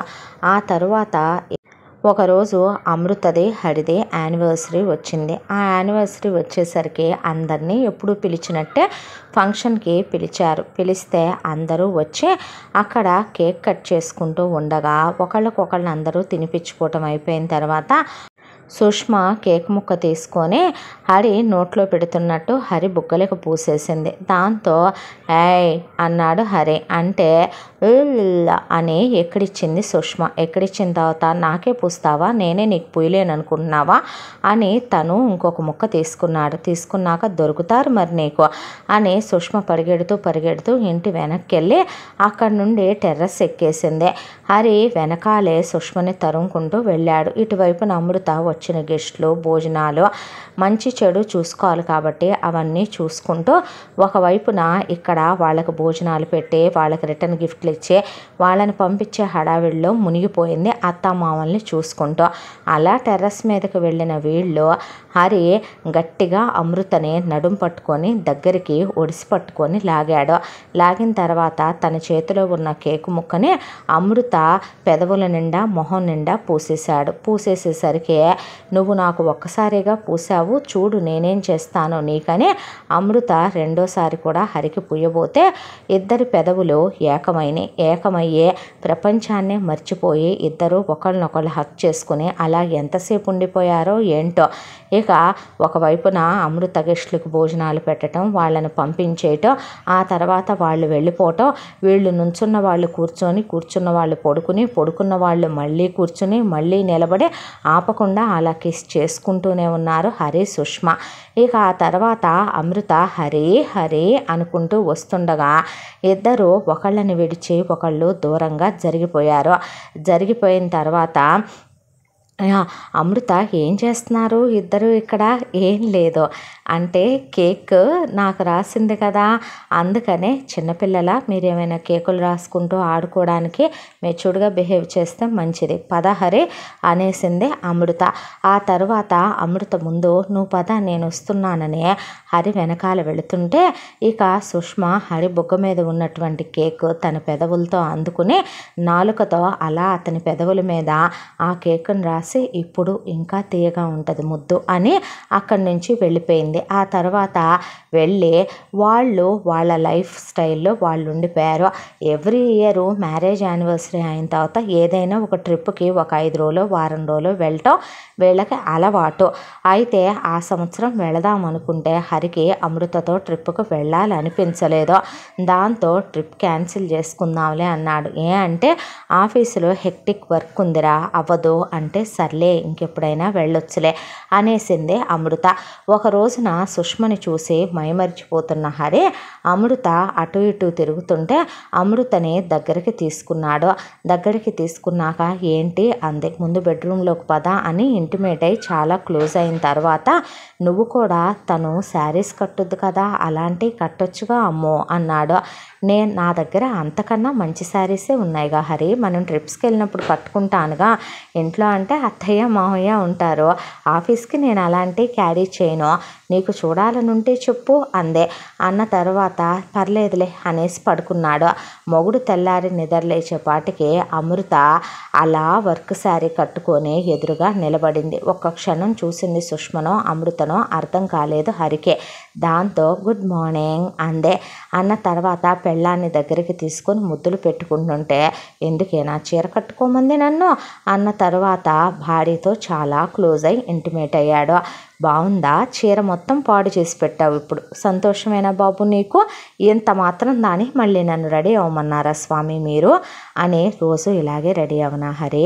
ఏమో, నువ్వు రోజు కలిసినట్టు కలవలేదు నాతో. ఈరోజు నీలో ఏదో తెలియని ఉత్సాహం, ఏదో తెలియని ఉల్లాసం కనిపించాయి నాకు అంది అమృత. ఎందుకో అమృత ఎంత సుష్మలా రెడీ అయినా సుష్మలో ఉండే ఏదో అమృతలో మిస్సింగ్.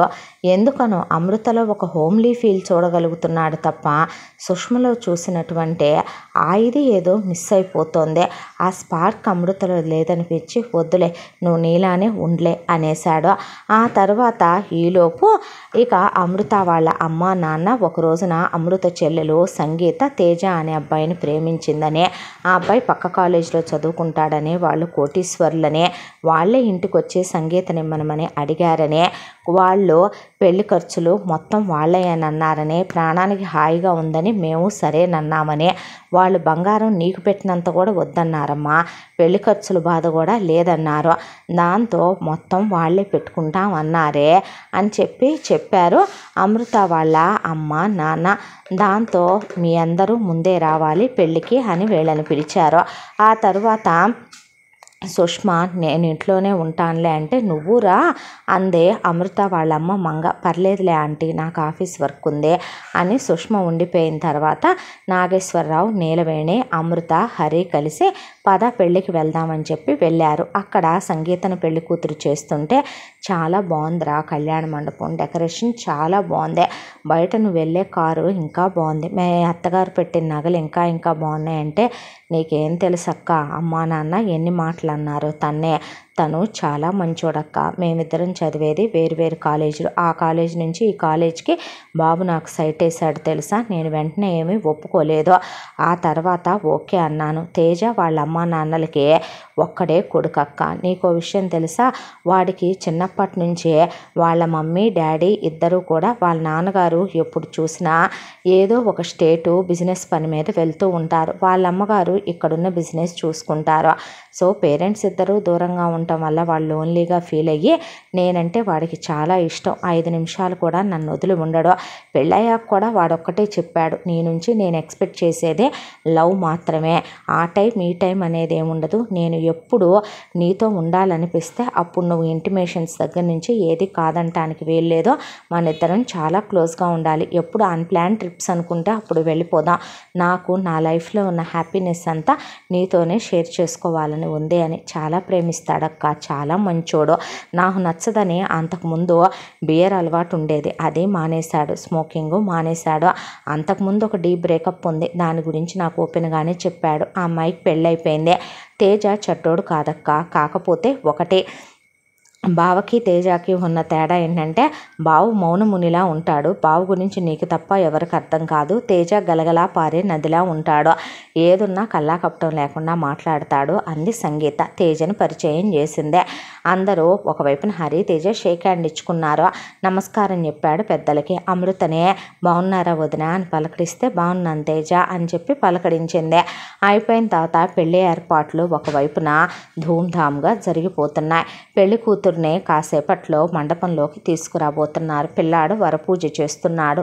అప్పుడే కరెక్ట్గా హరి ఫోన్కి ఫోన్ వచ్చింది. అవతల నుంచే సుష్మ వెక్కిళ్ళు పెట్టి ఏడుస్తోంది. ఏమైంది అంటే వాడు మళ్ళీ వచ్చాడు, ఇందాక గొడవ చేసి వెళ్ళాడు, అల్లరి చేశాడు, నన్ను ఏమైనా చేస్తాడేమోనని నాకు భయంగా ఉంది, ఒకసారి రావా హరి ప్లీజ్ అందే. అనేసరికి సరే వెంటనే వస్తున్నాను నేను అని అమృత, నేను ఇప్పుడే వెళ్ళాలంటే ఎక్కడికి ఇప్పుడు అని చేయి పట్టుకుంది అమృత. ఆఫీసులో అర్జెంట్ పని ఉంది, క్లయింట్ వచ్చాడంట, మాట్లాడాలి, ఇది చాలా ఇంపార్టెంట్, ప్రాజెక్ట్లో నేనున్నాను కాబట్టి నేను మాట్లాడకపోతే ఆ పని అవ్వదు, తర్వాత చూసుకోవచ్చులే, అంతగా అయితే తర్వాత చూసుకునే మాట అయితే నేను వెళ్తానని ఎందుకంటానో, కొంచెం మేనేజ్ చేసుకో ప్లీజ్ అని చెప్పి అక్కడి నుంచి హరి ముందు బయటపడి ఇంటికి వెళ్ళాడు. ఇంటికి వెళ్ళేసరికి తలుపు దగ్గరికి వేసి ఉంచింది సుష్మ. తలుపు తీసుకొని లోపలికి వెళ్తే రాజు వచ్చాడని, తిట్టాడని, చేయి చేసుకున్నాడని హరిని కౌగిలించుకొని అసలు వెక్కి వెక్కి ఏడ్చింది. గుండెల మీద పడుకోబెట్టుకున్నాడు, ఓదార్చాడు. ఆ తర్వాత షోల్డర్ ఇచ్చాడు. ఆ తర్వాత నాకు కళ్ళు తిరుగుతున్నాయి అంటే ఎత్తుకొని తీసుకెళ్ళి వాళ్ళ బెడ్రూమ్లో పడుకోబెట్టాడు.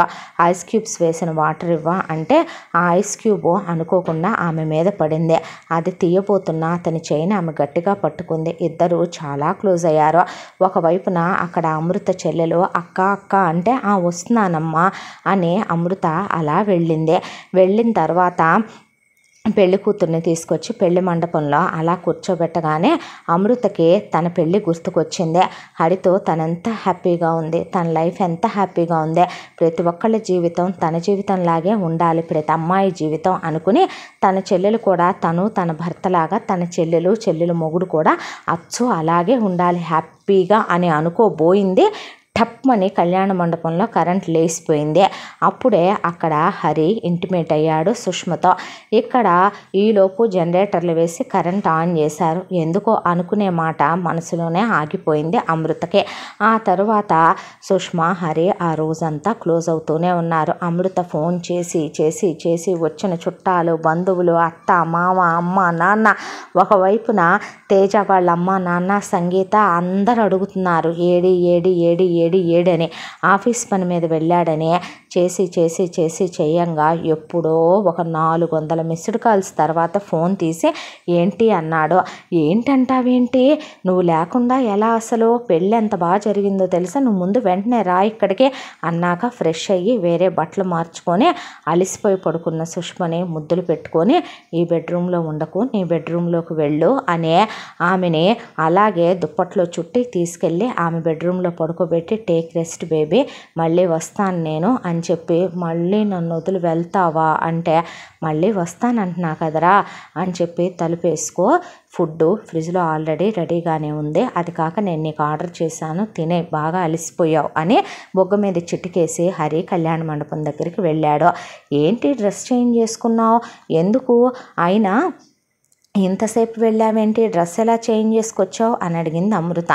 నేను అలా ఆఫీస్కి వెళ్ళి వచ్చేటప్పుడు అనుకోకుండా దారి మధ్యలో ఒక చిన్న యాక్సిడెంటా, నీకేం అవ్వలేదుగా అంది. చాచా అది తీయని యాక్సిడెంటా, పిచ్చి పట్టిందా అంటే అబ్బా అదేం కాదులేరా, మనకేది జరగనప్పుడు అది స్వీట్ అనే అనుకోవాలి కదా, ఏమో బాబు నీ మాటలు ఎవరికి అర్థం కావు అంది అమృత. ఆ తర్వాత కొంచెం డస్ట్ అంటింది, దాంతో బట్టలు మార్చేసుకొని ఇంటికి వెళ్ళి వేరే బట్టలు వేసుకొని వచ్చాను. సుష్మ లేదా, నేను చూడలేదే, మహానుభావుడివయ్యా, ప్రవరాఖ్యుడివే తండ్రే, పక్కన ఆడవాళ్ళ వైపు కన్నెత్తి కూడా చూడవు, నా మొగుడు బంగారం అనుకొని అయిపోయిందా పెళ్ళి హడావిడి అన్నాడు. ఎంత బాగా జరిగిందోరా పెళ్ళి, నువ్వు లేవని అమ్మాయిని ఎంతమంది అడిగారో అన్న తర్వాత అప్పగింతలిచ్చి అటు సంగీతని తేజాని పంపించిన తర్వాత వీళ్ళు ఇంటికి వెళ్ళిపోయారు. ఆ తర్వాత ఇక సుష్మ హరి కలిసే మాట్లాడుకోవటం కుదిరినప్పుడు డాబా మీదకి వెళ్ళి ఇద్దరు మాట్లాడుకోవటం. ఆ తర్వాత ఇద్దరు మాట్లాడుకోవటం కుదరినప్పుడు అమృత పడుకుందా లేదా అని చెక్ చేసి ఆ తర్వాత ఇద్దరు కలిసి మెసేజ్లు చేసుకోవటం, ఎమోజీలు పంపించుకోవటం. ఆఫీసు అయిపోయిన తర్వాత హరి ఇదివరకు అమృత దగ్గరికి వెళ్ళేవాడు, ఎర్లీగా బయలుదేరి ఒక 1 hour ముందు సుష్మని కలవటం, ఇద్దరు కలిసి హోటల్ రూములకు వెళ్ళటం, ఎంజాయ్లు చేయటం. ఆ తర్వాత ఏమీ ఎరగనట్టు అమృతనే అరగంట లేటుగా పిక్ చేసుకోవటం, ఆ తర్వాత ఇంటికి తీసుకురావటం. అమృత ఇదివరకు ఇట్లాగా ఫోను ఏదో చూడబోతే ఫోన్ పాస్వర్డ్ చేంజ్ అయింది. ఏమైంది హరే, పాస్వర్డ్ చేంజ్ అయింది అంటే ఆఫీస్లో కొంచెం ఇంపార్టెంట్ మెయిల్స్ మెసేజెస్ వస్తున్నాయిరా, ఎవరో ఒకళ్ళు చూస్తారని, నాకేమైంది తెలిస్తే, అలా కాదు నీకు నేను చెప్పాను అనుకో తర్వాత నేను మర్చిపోతానని చెప్పి సర్లే ఇట్స్ ఓకే అనేసింది అమృత. అన్న తర్వాత ఏ విషయం అమృత సీరియస్గా తీసుకోదని హరికి బాగా తెలుసు. ఇలా వీళ్ళిద్దరూ కలిసే రోజు క్లోజ్ అవటం, మెసేజ్లు పెట్టుకోవటం ఇదంతా జరుగుతూ ఉండగానే ఒక రోజున అమృత ఆఫీస్కి వెళుతూ ఉండగా ఆ రోజు హరి నాకు కుదరదు, నువ్వు ఆటోలో వెళ్ళిపో అన్నాడు. అమృత ఆటో ఎక్కిందే. ఆటో ఎక్కాక రాజీ వచ్చి అమృత పక్కన కూర్చుంటే పిచ్చి పిచ్చి వేషాలు వేస్తున్నావా, నువ్వు నాకు తల్లి చెల్లి అక్క అన్నీ అని చెప్పా. నేను నీ మొగుళ్లాగా దిగజారిపోయిన వాడిని కాదు, చెప్పేది విన్నువ్వు. ఆయన గురించి మాట్లాడే అర్హత కూడా నీకు లేదు. అసలు నీకు బుద్ధుందా సిస్టర్? అలాంటి నీతి మాలిన దాన్నే అసలు ఏమని తీసుకొచ్చి ఇంట్లో పెట్టుకున్నావు నువ్వు? ఇంట్లో పెట్టుకున్నావు సరే, వాళ్ళిద్దరి మధ్య ఏదో నడుస్తుందనే డౌట్ నాకు. ఛీ, పిచ్చి పిచ్చిగా మాట్లాడకు నువ్వు. నిజం చెప్తున్నాను, నీ మొగుడు చూపులో మాటలో తేడా నీకు అర్థం కావట్లేదా? నాకు మాత్రం దాన్నే 6 నెలలు కాపురం చేసిన మొగుడిని నేను. దాని టాప్ టు బాటం నాకు తేడాగానే అనిపిస్తుంది. నీకెందుకని తెలియట్లేదు అన్నాడు రాజు. పిచ్చి మాటలు మాట్లాడుకో అన్న తర్వాత నువ్వు ఇలాగే అనుకుంటావు. అదే నీ కాపురం కూల్చిందాకా, నీ సంసారంలో చిచ్చు పెట్టిందాకా, నీ బతుకు అది వీధికి లాగిందాకా, నలుగురిలో నువ్వు చులకనయ్యిందాకా ఇలాగే అనుకుంటావు చూడు నువ్వు అన్నాక అమృత ఆఫీస్కి వెళ్ళింది. కానీ ఎందుకో ఒక చిన్న అనుమాన బీజం మనసులో పడిపోయిందే. రాజీవ్ అన్న మాటల ప్రభావం, నిజంగా హరి ప్రవర్తనలో వచ్చిన మార్పు, హరి పాస్వర్డ్లు చేంజ్ చేయటం, ఎప్పుడూ టెర్రస్ మీద ఇదివరకు అసలు ఎక్కువ ఉండేవాడు కాదు, ఉండటం, ఆ తర్వాత తను బాల్కనీలో ఎక్కువ ఉండి మెసేజెస్ చేసుకోవటం, ఉలిక్కి పట్టడం, తను స్నానం చేసేటప్పుడు కూడా బాత్రూంలోకి ఫోన్ తీసుకెళ్ళటం, ఏంటో తనకేం అర్థం కావట్లా. ఇక వీళ్ళిద్దరినీ గమనించడం మొదలుపెట్టింది. ఒకరోజు బెడ్రూమ్లో హరి చాట్ చేసుకుంటున్నాడు. ఏంటా అని తను చూస్తూ ఉండేసరికి మార్చేసి యూట్యూబ్ చూస్తున్నట్టుగా చూస్తున్నాడు. కరెక్ట్గా అదే టైంకి అమృత బయటకు వెళ్ళింది. సుష్మా హాల్లో కూర్చొని అలా తన ఫోన్ని మెసేజ్ చేస్తుంది. ఇద్దరూ ఒకేసారి మెసేజ్లు చేస్తున్నారేంటి? చిచ్చి, నాకేమైనా పిచ్చి పట్టిందా? దేవుళ్ళ లాంటి భర్తని అనుమానిస్తే పుట్టగతులు ఉండవు. ఒక ఆడది నిస్సహాయంగా ఉండి మన ఇంట్లో ఉంటుందంటే మొగుడితో అక్రమ సంబంధాలు అంట కడితే ఆ దేవుడు కూడా క్షమించడు. ఆ రాజీవ్ గాడు ఒక తాగుబోతు వెధవ, ఒక బ్రెయిన్లెస్ ఫెలో. వాడేదో పిచ్చి మాటలు మాట్లాడాడని అవన్నీ నమ్మి బుర్రలోకి ఎక్కించుకోకూడదు. తప్పు. నా భర్త నాకు తెలియదా? ఆయన ఎలాంటోడో నాకు బాగా తెలుసు. పెళ్ళయి 3 సంవత్సరాలు దాటిపోయిందే. ఆయన్నే అనుమానిస్తే నన్ను నేనే అనుమానించుకున్నట్టు కాదు అనుకుంది అమృత. అమృత పెళ్ళైనప్పుడు వేయించుకొచ్చిన కాపట్టే ఎక్స్పైర్ అయిపోయింది. అది రీసెంట్గానే అమృత తీయించి ఒక 2 నెలల కాలమైంది. అమృత ఆ విషయం మర్చిపోయి హస్బెండ్తో రోజు క్లోజ్ అవుతోంది. కానీ మళ్ళీ కొత్తది వేయించుకోవాలంటే డాక్టరు కాస్త తర్వాత రమ్మనమనేసరికి మళ్ళీ వెళ్ళటమే కుదరలేదు అమృతకే. ఇలా ఒక 2 నెలల కాలం గడిచిపోయిన తర్వాత ఎందుకో అమృతకి కూడా ఎన్నిసార్లు అనుకుంటున్నా మనసులో అనుమాన బీజం పోవట్లేదు. దానికి కారణం కూడా లేకపోలేదు. ఒకరోజు హరి పైకి వెళ్ళాడు. హరి వెనకాలే సుష్మ పైకి వెళ్ళిన తర్వాత అమృత దూరం నుంచి చూస్తుంటే కూరగాయలు తీసుకురావటానికి బయటకు వెళ్ళి హరి సుష్మకి ఏదో తినిపిస్తున్నట్టు, పెదవుల మీద ముద్దు పెట్టుకుంటున్నట్టు, నడుం పట్టుకొని దగ్గరికి లాగినట్టు కనిపించింది.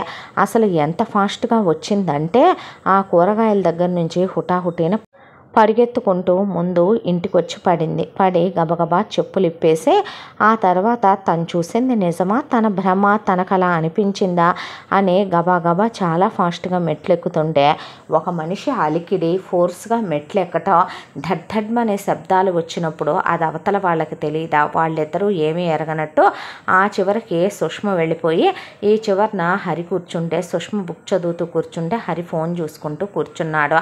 పైకి వెళ్ళిన అమృత చెమట్లు కక్కుకుంటూ వస్తే ఏమైందిరా అన్నాడు హరి. అబ్బే ఏం లేదు హరి అన్న తర్వాత ఏంటి ఇంత హడావిడిగా వచ్చావు అంటే మబ్బులు పట్టేలా ఉన్నాయి కదా, బట్టలు తడిచిపోతాయేమోనని మబ్బులు పట్టేలా ఉన్నాయా? ఎక్కడ ఆకాశం అంత ఇదిగా ఉంటే అన్నాడు. ఏమో దూరం నుంచి చూసేసరికి అలా అనిపించింది అని నాకు బాగా పిచ్చి పట్టింది. ఆ రాజీవ్ గారి మాటలు విని అడ్డమైన వెర్రి ఆలోచనలన్నీ వస్తున్నాయి నా మనసులోకి. దేవుళ్ళ లాంటి మొగుడిని అనుమానించుకుంటున్నాను అని ఇక దేవుడి దగ్గర పూజ చేసుకొని వ్రతం పెట్టుకొని నోచుకుంది. ఆ తర్వాత ఇక మనసు కాస్త కుదుట పడింది. ఎప్పుడు హరికి ఆఫీసులో ట్రిప్పులకి వెళ్ళటానికి కపుల్ టికెట్స్ ఇస్తారు. ఎప్పుడు అమృత హరి ఇద్దరు వెళతారు. ఎప్పట్లాగానే వాళ్ళ ఆఫీసులో పనిచేసే వాళ్ళందరూ కపుల్స్గా వెళ్ళమని వాళ్ళందరికీ కూడా ఆఫీస్ వాళ్ళు టికెట్స్ ప్రొవైడ్ చేశారు. ప్రాజెక్ట్ సక్సెస్ అయిందని. అయితే హరికి అమృతతో వెళ్ళాలనిపించలేదు. దాంతో అదే విషయం హరి సుష్మకి చెప్పాడు, మనిద్దరం వెళదామని. కానీ ఎలా అందే. ఎలా అంటే, నేను మామూలుగా ఆఫీస్ ట్రిప్ ఉందని చెప్పి నేను వస్తాను, నువ్వెలా వస్తావో ఇంకది నీ తెలివితేటలు మరే అన్నాడు. అన్న తర్వాత అమృతతో నాకు ఆఫీస్ ట్రిప్ ఉందిరా అన్నాడు. అవునా, ఇద్దరా, నువ్వొక్కడివేనా? లేదురా, నా ఒక్కడికే, ఇది వర్క్ మీద వెళ్ళే ట్రిప్పు. ఓకే అని మొగుడి బట్టలన్నీ, మొగుడికి కావలసినవన్నీ సర్దిందే. అక్కడ ఫుడ్ పడదని కొన్ని ఫుడ్ ఐటమ్స్ కూడా చేసి మరీ పెట్టిందే. ఆ తర్వాత కరెక్ట్గా హరి వెళ్ళటానికి ఒక హాఫ్ డే ముందే సుష్మ, మా అమ్మ నాన్న రమ్మంటున్నారు, నన్ను చూడాలంటున్నారు, వెళ్ళి వాళ్ళతో ఉండొస్తాను, ఎన్ని రోజులు అని అడిగింది అమృత. హరి కరెక్ట్గా 1 వీక్ అని అటునుంచి సైగ చేస్తే ఒక వారం రోజులు ఉండొస్తాను అమృత అంటే, సరేలే, వెళ్ళేటప్పుడు ఒట్టి చేతులతో ఏం వెళ్తావు, హరి కోసమని ఈ ప్రిపేర్ చేశాము, తీసుకెళ్ళు అంటే, తీసుకెళ్ళమ్మా, మీ అమ్మ నాన్న పెద్దోళ్ళేగా అంది నీలవేణి. ఆ తర్వాత సుష్మ అవి తీసుకొని థ్యాంక్స్ అని చెప్పి అక్కడి నుంచి వెళ్ళిపోయి ఒక చోట వెయిట్ చేస్తానని హరికి మెసేజ్ చేసింది. హరి ఆ తర్వాత ఏమీ ఎరగనట్టుగా తన లగేజీ తీసుకుని ఆ తర్వాత వెళ్ళి సుష్మని కలిశాడు. వీళ్ళిద్దరూ అలా కలవటం, వీళ్ళిద్దరూ ఆ తర్వాత ఒకళ్ళ చేయి పట్టుకొని ఇద్దరు కలిసి క్యాబ్లో రొమాన్స్ చేసుకుంటూ వెళ్ళటం, ఆ తర్వాత ఎయిర్పోర్ట్లో దిగటం, ఎయిర్పోర్ట్లో వీళ్ళిద్దరూ టాయిలెట్లోకి వెళ్ళి రొమాన్స్ చేసుకోవటం, ఆ తర్వాత బయటికి రావటం, ఇద్దరూ కలిసి ఫ్లైట్ ఎక్కటం, ఈ మొత్తం కూడా రాజు అన్ని వీడియోలు ఫోటోలు తీసుకున్నాడు. అంతకుముందు ఏ రోజైతే అమృతకి చెప్పాడో 4 నెలల నుంచి కూడా రాజు ఒక కన్ను బిగ్ బాస్ కన్నులాగా సుష్మ మీద హరి మీద వేసి వీళ్ళిద్దరూ ఎక్కడెక్కడ హోటల్స్లో దిగుతున్నారు, ఎక్కడెక్కడ ఇంటిమేట్ అవుతున్నారు, ఎక్కడెక్కడ క్లోజ్ అవుతున్నారు, హరి ఆఫీస్ నుంచి ఎన్నింటికి వస్తున్నాడు, బయటికి వచ్చిన తర్వాత ఏ హోటల్కి సుష్మను పికప్ చేసుకొని వెళ్తున్నాడో, తర్వాత అమృత దగ్గరికి 1/2 అవర్ నుంచి 1 అవర్ లేట్గా ఎందుకు వస్తున్నాడో, అలాగే అమృతని ఎక్కువ ఆటోలో వెళ్ళిపో, క్యాబ్లో వెళ్ళిపో అని చెప్పి వీళ్ళిద్దరూ కలిసి ఎక్కడెక్కడికి వెళుతున్నారు, ఏ సినిమాలకు వెళ్తున్నారు, ఏ షాపింగ్లకు వెళ్తున్నారో అవన్నీ వీళ్ళ వెనకమాల కనిపించని నీడలా ఉంటూ ఈ 4 నెలలుగా డిటెక్టివ్ వర్క్ చేసి మొత్తం ఇన్ఫర్మేషన్ అంతా సీక్ చేసుకొని దగ్గర పెట్టుకున్నాడు రాజు. అయితే ఆ తర్వాత హరి సుష్మ ఫ్లైట్ ఎక్కి వెళ్ళిపోగానే రాజు డైరెక్ట్గా అమృత ఆఫీస్ దగ్గరికి వెళ్ళాడు. అమృత అప్పుడే వెళ్ళిపోయిందని చెప్పారు. చెప్పిన తర్వాత అమృత వాళ్ళ ఇంటి దగ్గరికి వెళ్ళాడు.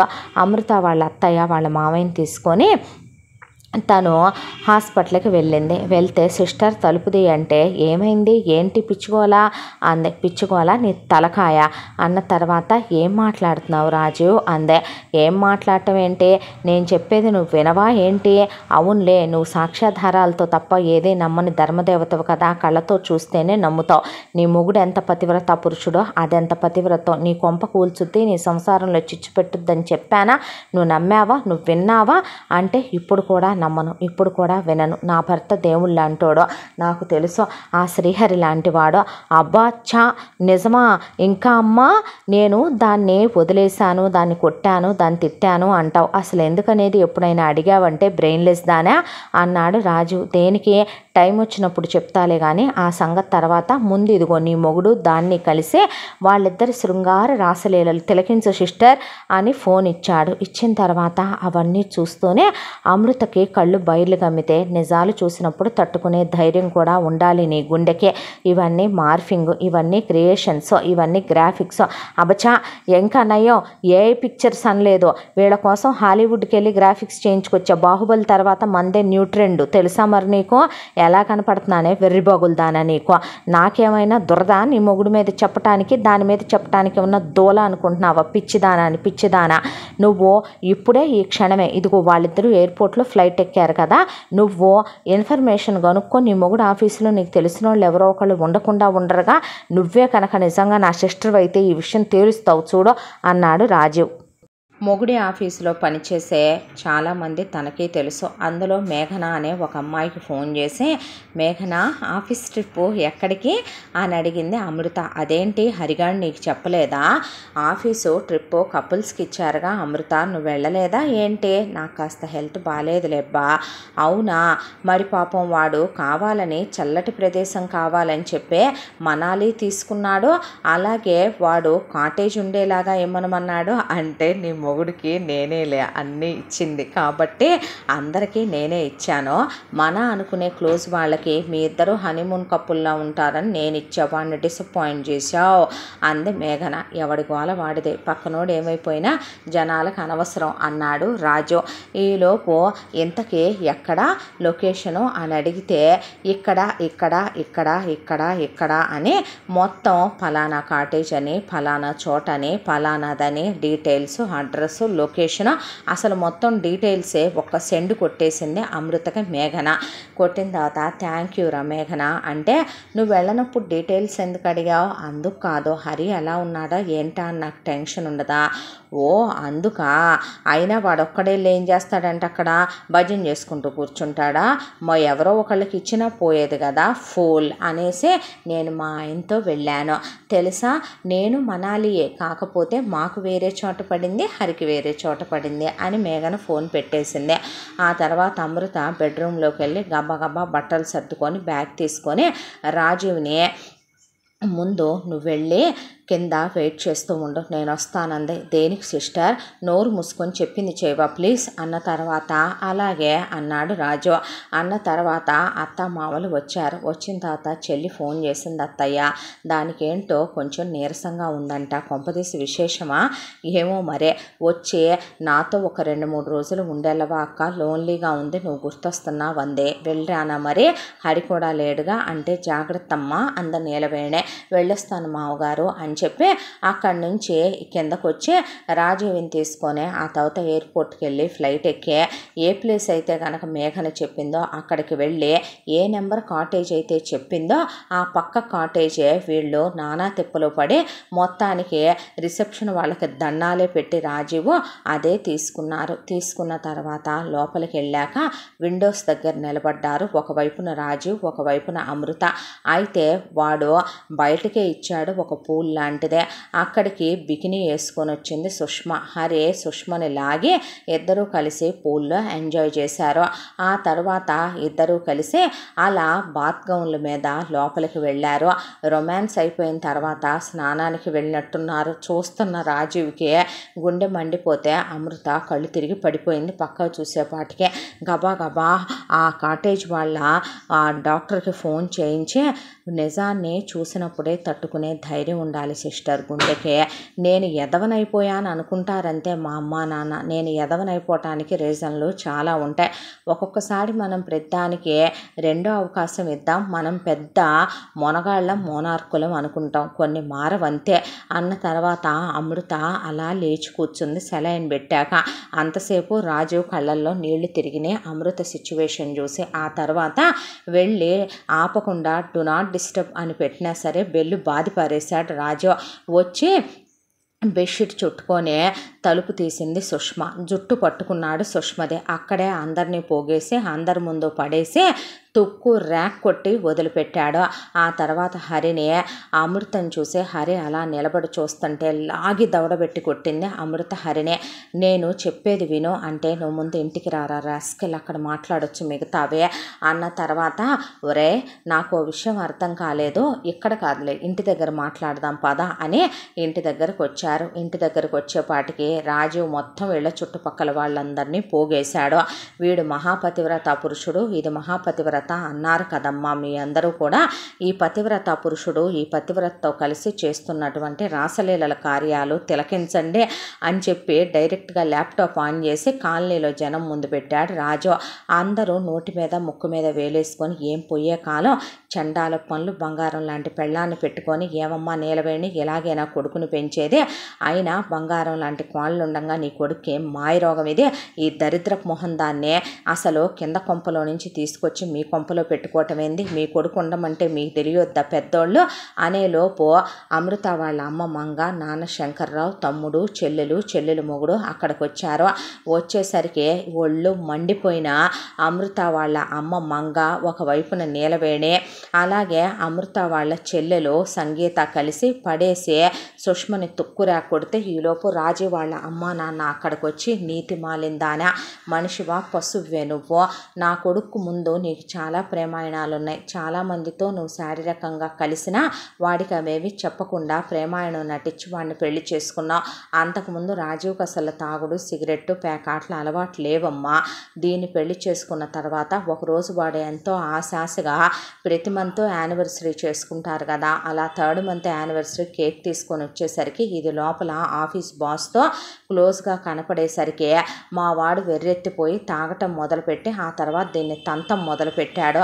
ఇది ఆ తర్వాత వాడి మీదే రివర్స్లో కేసు ఫైల్ చేసి మమ్మల్ని వీధులకు ఎక్కించి ఆ తర్వాత ఇది 10 లక్షల డబ్బులు కూడా తీసుకొని ఆ తర్వాత విడాకులు తీసుకొని వచ్చేసిందే.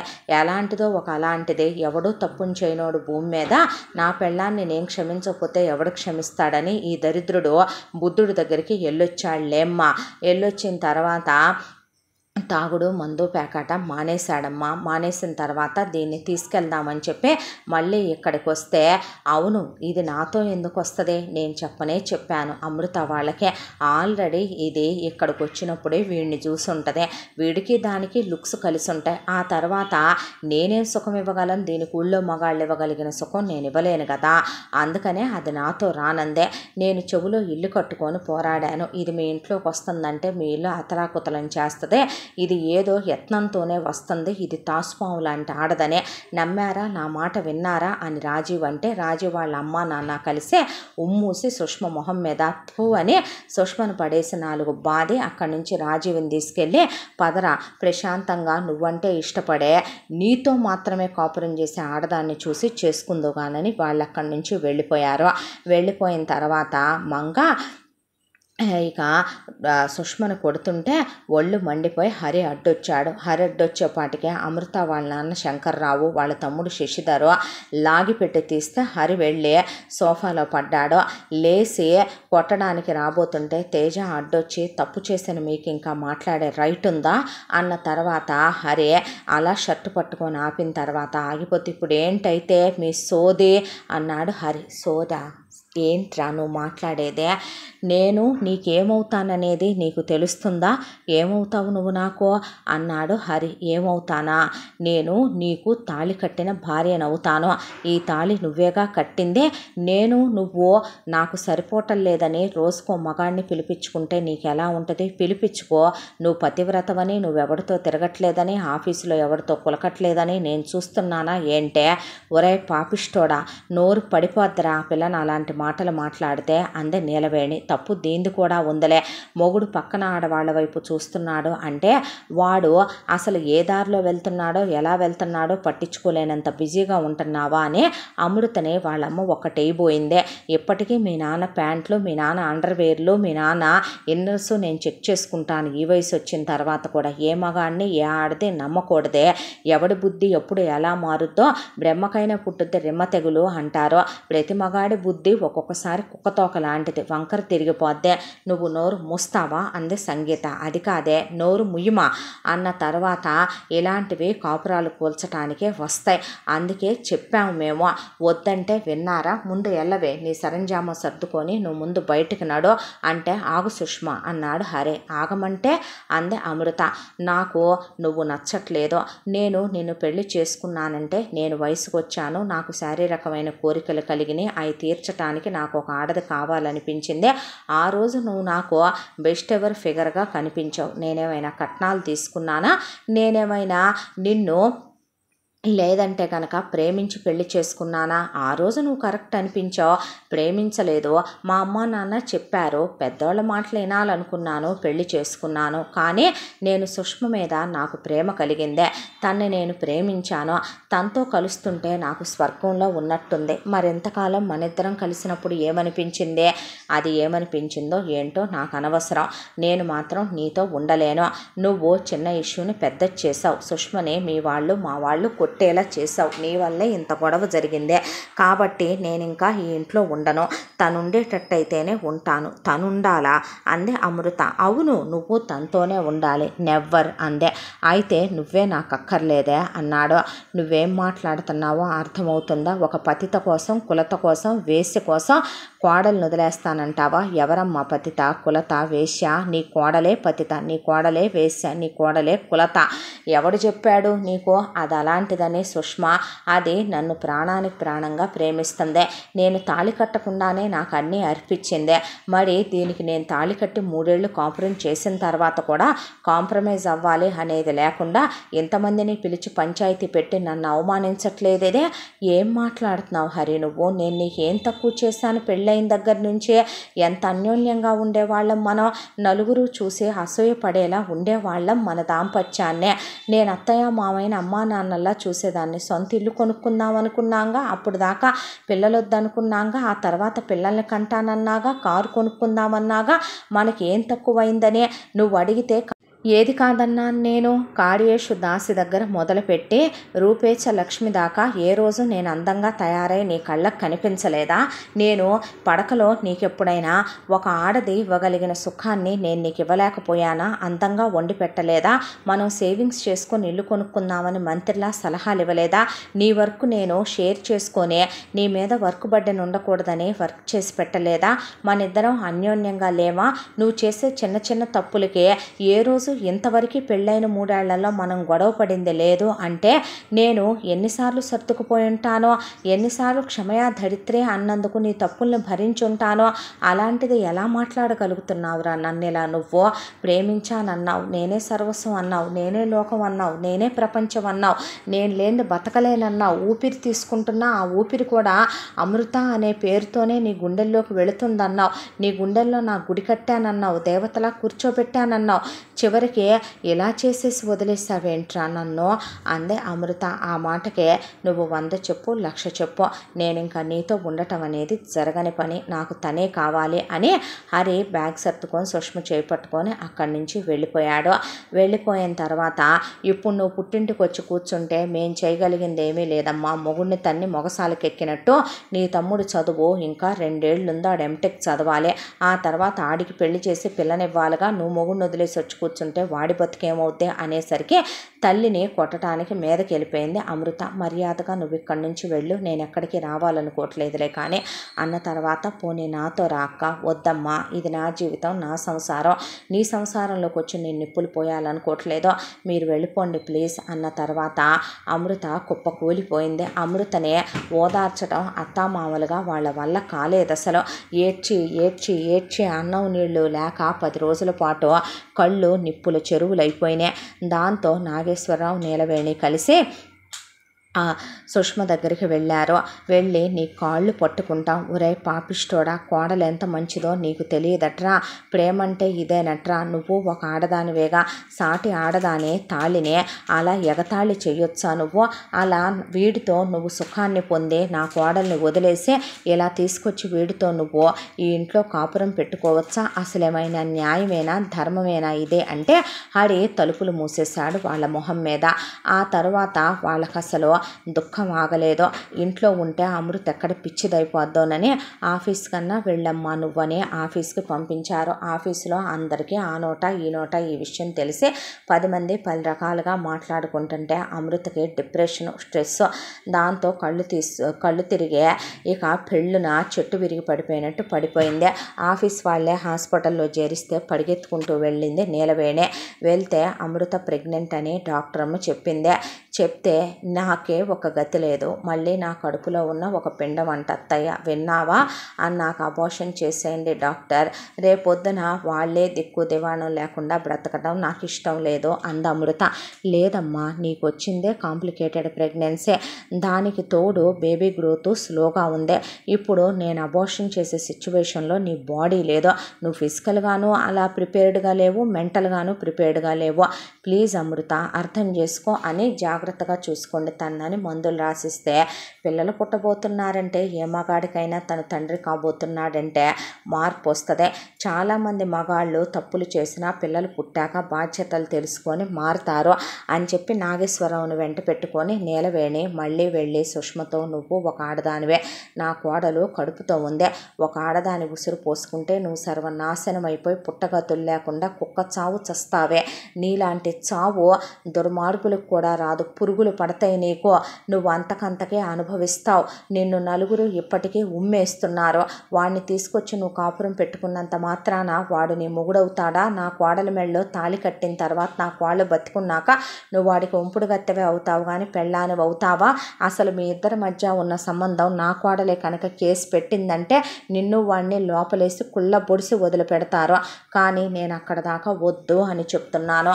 నా కోడలు కడుపుతో ఉందే, నా కోడల్ని యాష్టత పెట్టిన వాళ్ళెవరూ బాగుపడరు, అంతకంతకే నాశనం అయిపోతారు, అంతకంతకే అనుభవిస్తారు, వాడిని మర్యాదగా పంపించు నువ్వు, లేదంటే కనుక ఇక మేమేం చేస్తామనేది నువ్వు చూడాల్సి వస్తుంది అని చెప్పి వెళ్ళొచ్చేశారు. ఆ తర్వాత సుష్మకి వీడి పెళ్ళాం కడుపుతో ఉందంటే వీడికి ఇప్పుడు పుట్టబోయే బిడ్డ మీద ఆశ కలుగుద్దా, చూద్దాం అసలు ఏం మాట్లాడతాడో అని. ఆ తర్వాత హరి ఇంటికి వచ్చాడు. రాగానే మీ అమ్మ నాన్న వచ్చారు, ఏంటంట అన్నాడు. ఏం లేదు, అమృత ప్రెగ్నెంట్ అంట. ఏంటి అన్నాడు. అనేపాటికే హరి మొహంలో ఒక చిన్నపాటి ఎగ్జైట్మెంట్ గమనించింది సుష్మ. గమనించి, అవును తను ప్రెగ్నెంట్ అంట, 4th month అంట, నువ్వు వెళ్ళిపో హరే అంటే, ఎక్కడికి నేను వెళ్ళిపోయేదే, ఐ లవ్ యూ సుష్మా అంటే, పిచ్చి మాటలు మాట్లాడుకో, రేపొద్దున పిల్లలకి తండ్రి ఎక్కడికి వెళ్ళాడంటే అమృత ఏం చెప్పి పెంచుద్దే, నేను నిన్ను ప్రేమించాను, మన ప్రేమ అజరామరం, అది చావు కూడా వేరు చేయలేని ప్రేమ, ఒక బాజీరావు మస్తాని, ఒక లైలా మజ్ను, అలాగే ఒక దేవదాసు పార్వతి ప్రేమలు చరిత్రలో ఎలా ఉండిపోయినాయో మన ప్రేమ కూడా అలాగే మిగిలిపోద్దే. మీ అమ్మ నాన్నలు చాలా బాధపడుతున్నారు, అమృతకి ఈ టైంలో నువ్వు పక్కనే ఉండటం అవసరం, నేను నిన్ను ప్రేమించిన ప్రేమ నిజం. ప్రేమ అంటే ఏంటి హరి? ప్రేమ అంటే త్యాగమేగా, ప్రేమ స్వార్థాన్ని కోరుకోకూడదుగా, మనిద్దరి ప్రేమ ఎప్పటికీ ఇలాగే ఉంటుంది, నేను నిన్ను వదిలిపెట్టి ఎక్కడికి వెళ్ళను, ఈ ఇంట్లోనే ఉంటాను, నువ్వెప్పుడు కావాలన్నా వచ్చి నన్ను కలవచ్చు, కానీ అమృత మనసు బాధ పెట్టకు, అమృతకి పుట్టబోయే బిడ్డేం పాపం చేసింది చెప్పు, అది నీ బిడ్డ కాదా, నీలో నుండి కాదా తనలోకి వెళ్ళిందే, ప్లీజ్ హరే దయచేసి వెళ్ళని హరిని కౌగిలించుకొని ఏడ్చి వదల్లేక వదులుతున్నట్టుగా బట్టలు సర్ది హరిని పంపించింది. ఆ తర్వాత హరి ఇంటికి వచ్చాడు. వస్తే నాగేశ్వరరావు నీలవేణి వాళ్ళెళ్ళి మాట్లాడటం వల్లే హరి వచ్చాడనే విషయం కోడలికి చెప్పలేదు. చెప్తే కోడలు క్షమించదనే తెలుసు, మీరు వెళ్ళటం వల్లే వాడు వచ్చాడా అని అంటదని తెలుసు, కాబట్టి కోడలి కాళ్ళు పట్టుకొని ఇంకొక అవకాశం ఇవ్వమ్మా, మళ్ళీ వాడు అలాంటి తప్పు ఎప్పుడూ చెయ్యడు తల్లే, మా ముఖం చూడమ్మా అనే అత్తగారు కాళ్ళు పట్టుకుంది. ఏంటత్తమ్మా ఇది అంటే, మామగారు దండం పెట్టాడు మామయ్య అంటూ ఉండగా, మా అమ్మవు తల్లి, నువ్వు తల్లి చూసినట్టే చూసావు మమ్మల్ని, వాడి తప్పు తెలుసుకొని తిరిగి వచ్చాడమ్మా, నువ్వు కావాలని వచ్చాడు, కడుపుతో ఉన్నావని వచ్చాడు, బిడ్డ మీద ప్రేమతో వచ్చాడు, ఏ మగాడు తప్పు చేయడు అని మీ అమ్మ అన్నట్టు నేను అన్నమ్మా, వాడు చేసింది తప్పే, కానీ ఆ తప్పు ఇప్పుడు వాడు వదిలేసి వచ్చాడు కదా, మీ ఇద్దరు ఇదివరకట్లా సంతోషంగా ఉండండి తల్లే అన్న తర్వాత హరిని అమ్మాయి క్షమాపణ చెప్పరా అంది నీలవేణి. ఏదో ఫార్మాలిటీగా ఐఎమ్ సారీ, ఇంకెప్పుడు ఇలా చెయ్యవుగా, నన్ను ప్రేమగానే చూసుకుంటావుగా అని అడిగింది అమృత. అన్నాడు హరి. అన్న తర్వాత వచ్చిన దగ్గర నుంచి హరి మనసులో లేదో, ఆఫీస్కి వెళ్ళటం మానేశాడో, సుష్మ గురించి ఒకటే ఆలోచనలో, పడుకుంటే సుష్మ, కూర్చుంటే సుష్మ, తిండి తింటల్లా, నీళ్లు తాగట్లా, నిద్రపోటల్లా, అమృతతో మాట్లాడటల్లా, ఇదివరకిట్లాగా డైనింగ్ టేబుల్ మీద కూర్చుంటే భోజనం తినిపించట్లా, అమృత గమనిస్తూనే ఉందే. ఇది ఇంకో రకమైన టార్చర్ లాగా అనిపిస్తుంది అమృతకే. బాల్కనీలో ఒక్కడే కూర్చుంటాడు, గంటలు ఆలోచించుకుంటాడు, స్నానం చేయడు, బ్రష్ చేయడు, అసలు అలా మంచం మీద పడిపోయి పడుకొనే ఉంటున్నాడు. ఏమైంది హరి నీకంటే ఏం లేదో, ఈ టైంలో నీకు రెస్ట్ అవసరం కదా, నువ్వు తినేసే నువ్వు పడుకో అంటున్నాడు. అందుకోసమైనా తను తిరిగి వచ్చాడో, నిజంగా భర్త మారిపోయి వస్తే, తన మీద ప్రేమతో వస్తే అప్పుడు అతను నిజంగా ఇదివరకిట్లాగే ఉండాలి కదా, తనకి తినిపించాలి కదా, తన దగ్గరికి తీసుకోవాలి కదా, పొట్ట మీద చెయ్యాలి కదా, పొట్ట మీద ముద్దు పెట్టుకోవాలి కదా, బేబీతో మాట్లాడాలి కదా, బేబీ బంప్స్ ఎప్పుడు వస్తాయని తను అడగాలి కదా. అలాంటిది ఏమీ లేకుండా తను ముట్టుకోట్లా అంటుకోట్లా మంచం మీద పక్క తిరిగి పడుకుంటున్నాడు. ఏమైందో హరికి అమృతకి పిచ్చెక్కిపోతుంది ఆలోచిస్తుంటే. రోజు రోజుకి అమృతలో డిప్రెషన్ ఎక్కువైపోతుంది.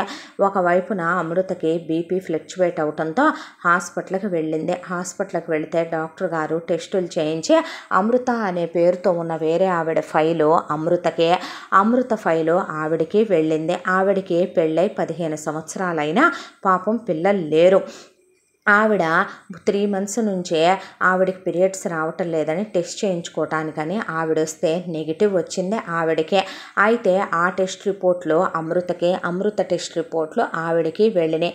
డాక్టరు స్ట్రెయిన్ తీసుకోవద్దని, ఈసారి నేను ఇచ్చే మెడిసిన్ ఒక్కటేనని, నువ్వు ప్రశాంతంగా ఉంటవేనని, నీకు నచ్చినట్టు నువ్వు ఉండటానికి ప్రయత్నించు, బేబీ కోసమైనా, బేబీ గ్రోత్ చాలా స్లోగా ఉంది, నేను బేబీ గ్రోత్ పెరగటం కోసం నేను కొన్ని మెడిసిన్స్ నీకు ఆల్రెడీ ఇచ్చాను, అవే వాడుతూ ఉండమ్మా, నువ్వు మెంటల్ ప్రెషర్ తీసుకోకు అని అమృతకి చెప్పి పంపించింది. ఆ ఫైల్ తీసుకొని అమృత ఇంటికి వచ్చింది. ఇంటికి వచ్చి ఫైల్ వార్డ్రోబ్లో పడేసి అలా కూర్చుంటే హరి అమృత పొట్ట వైపే చూస్తున్నాడు. అమృతకి 5వ నెల వచ్చింది.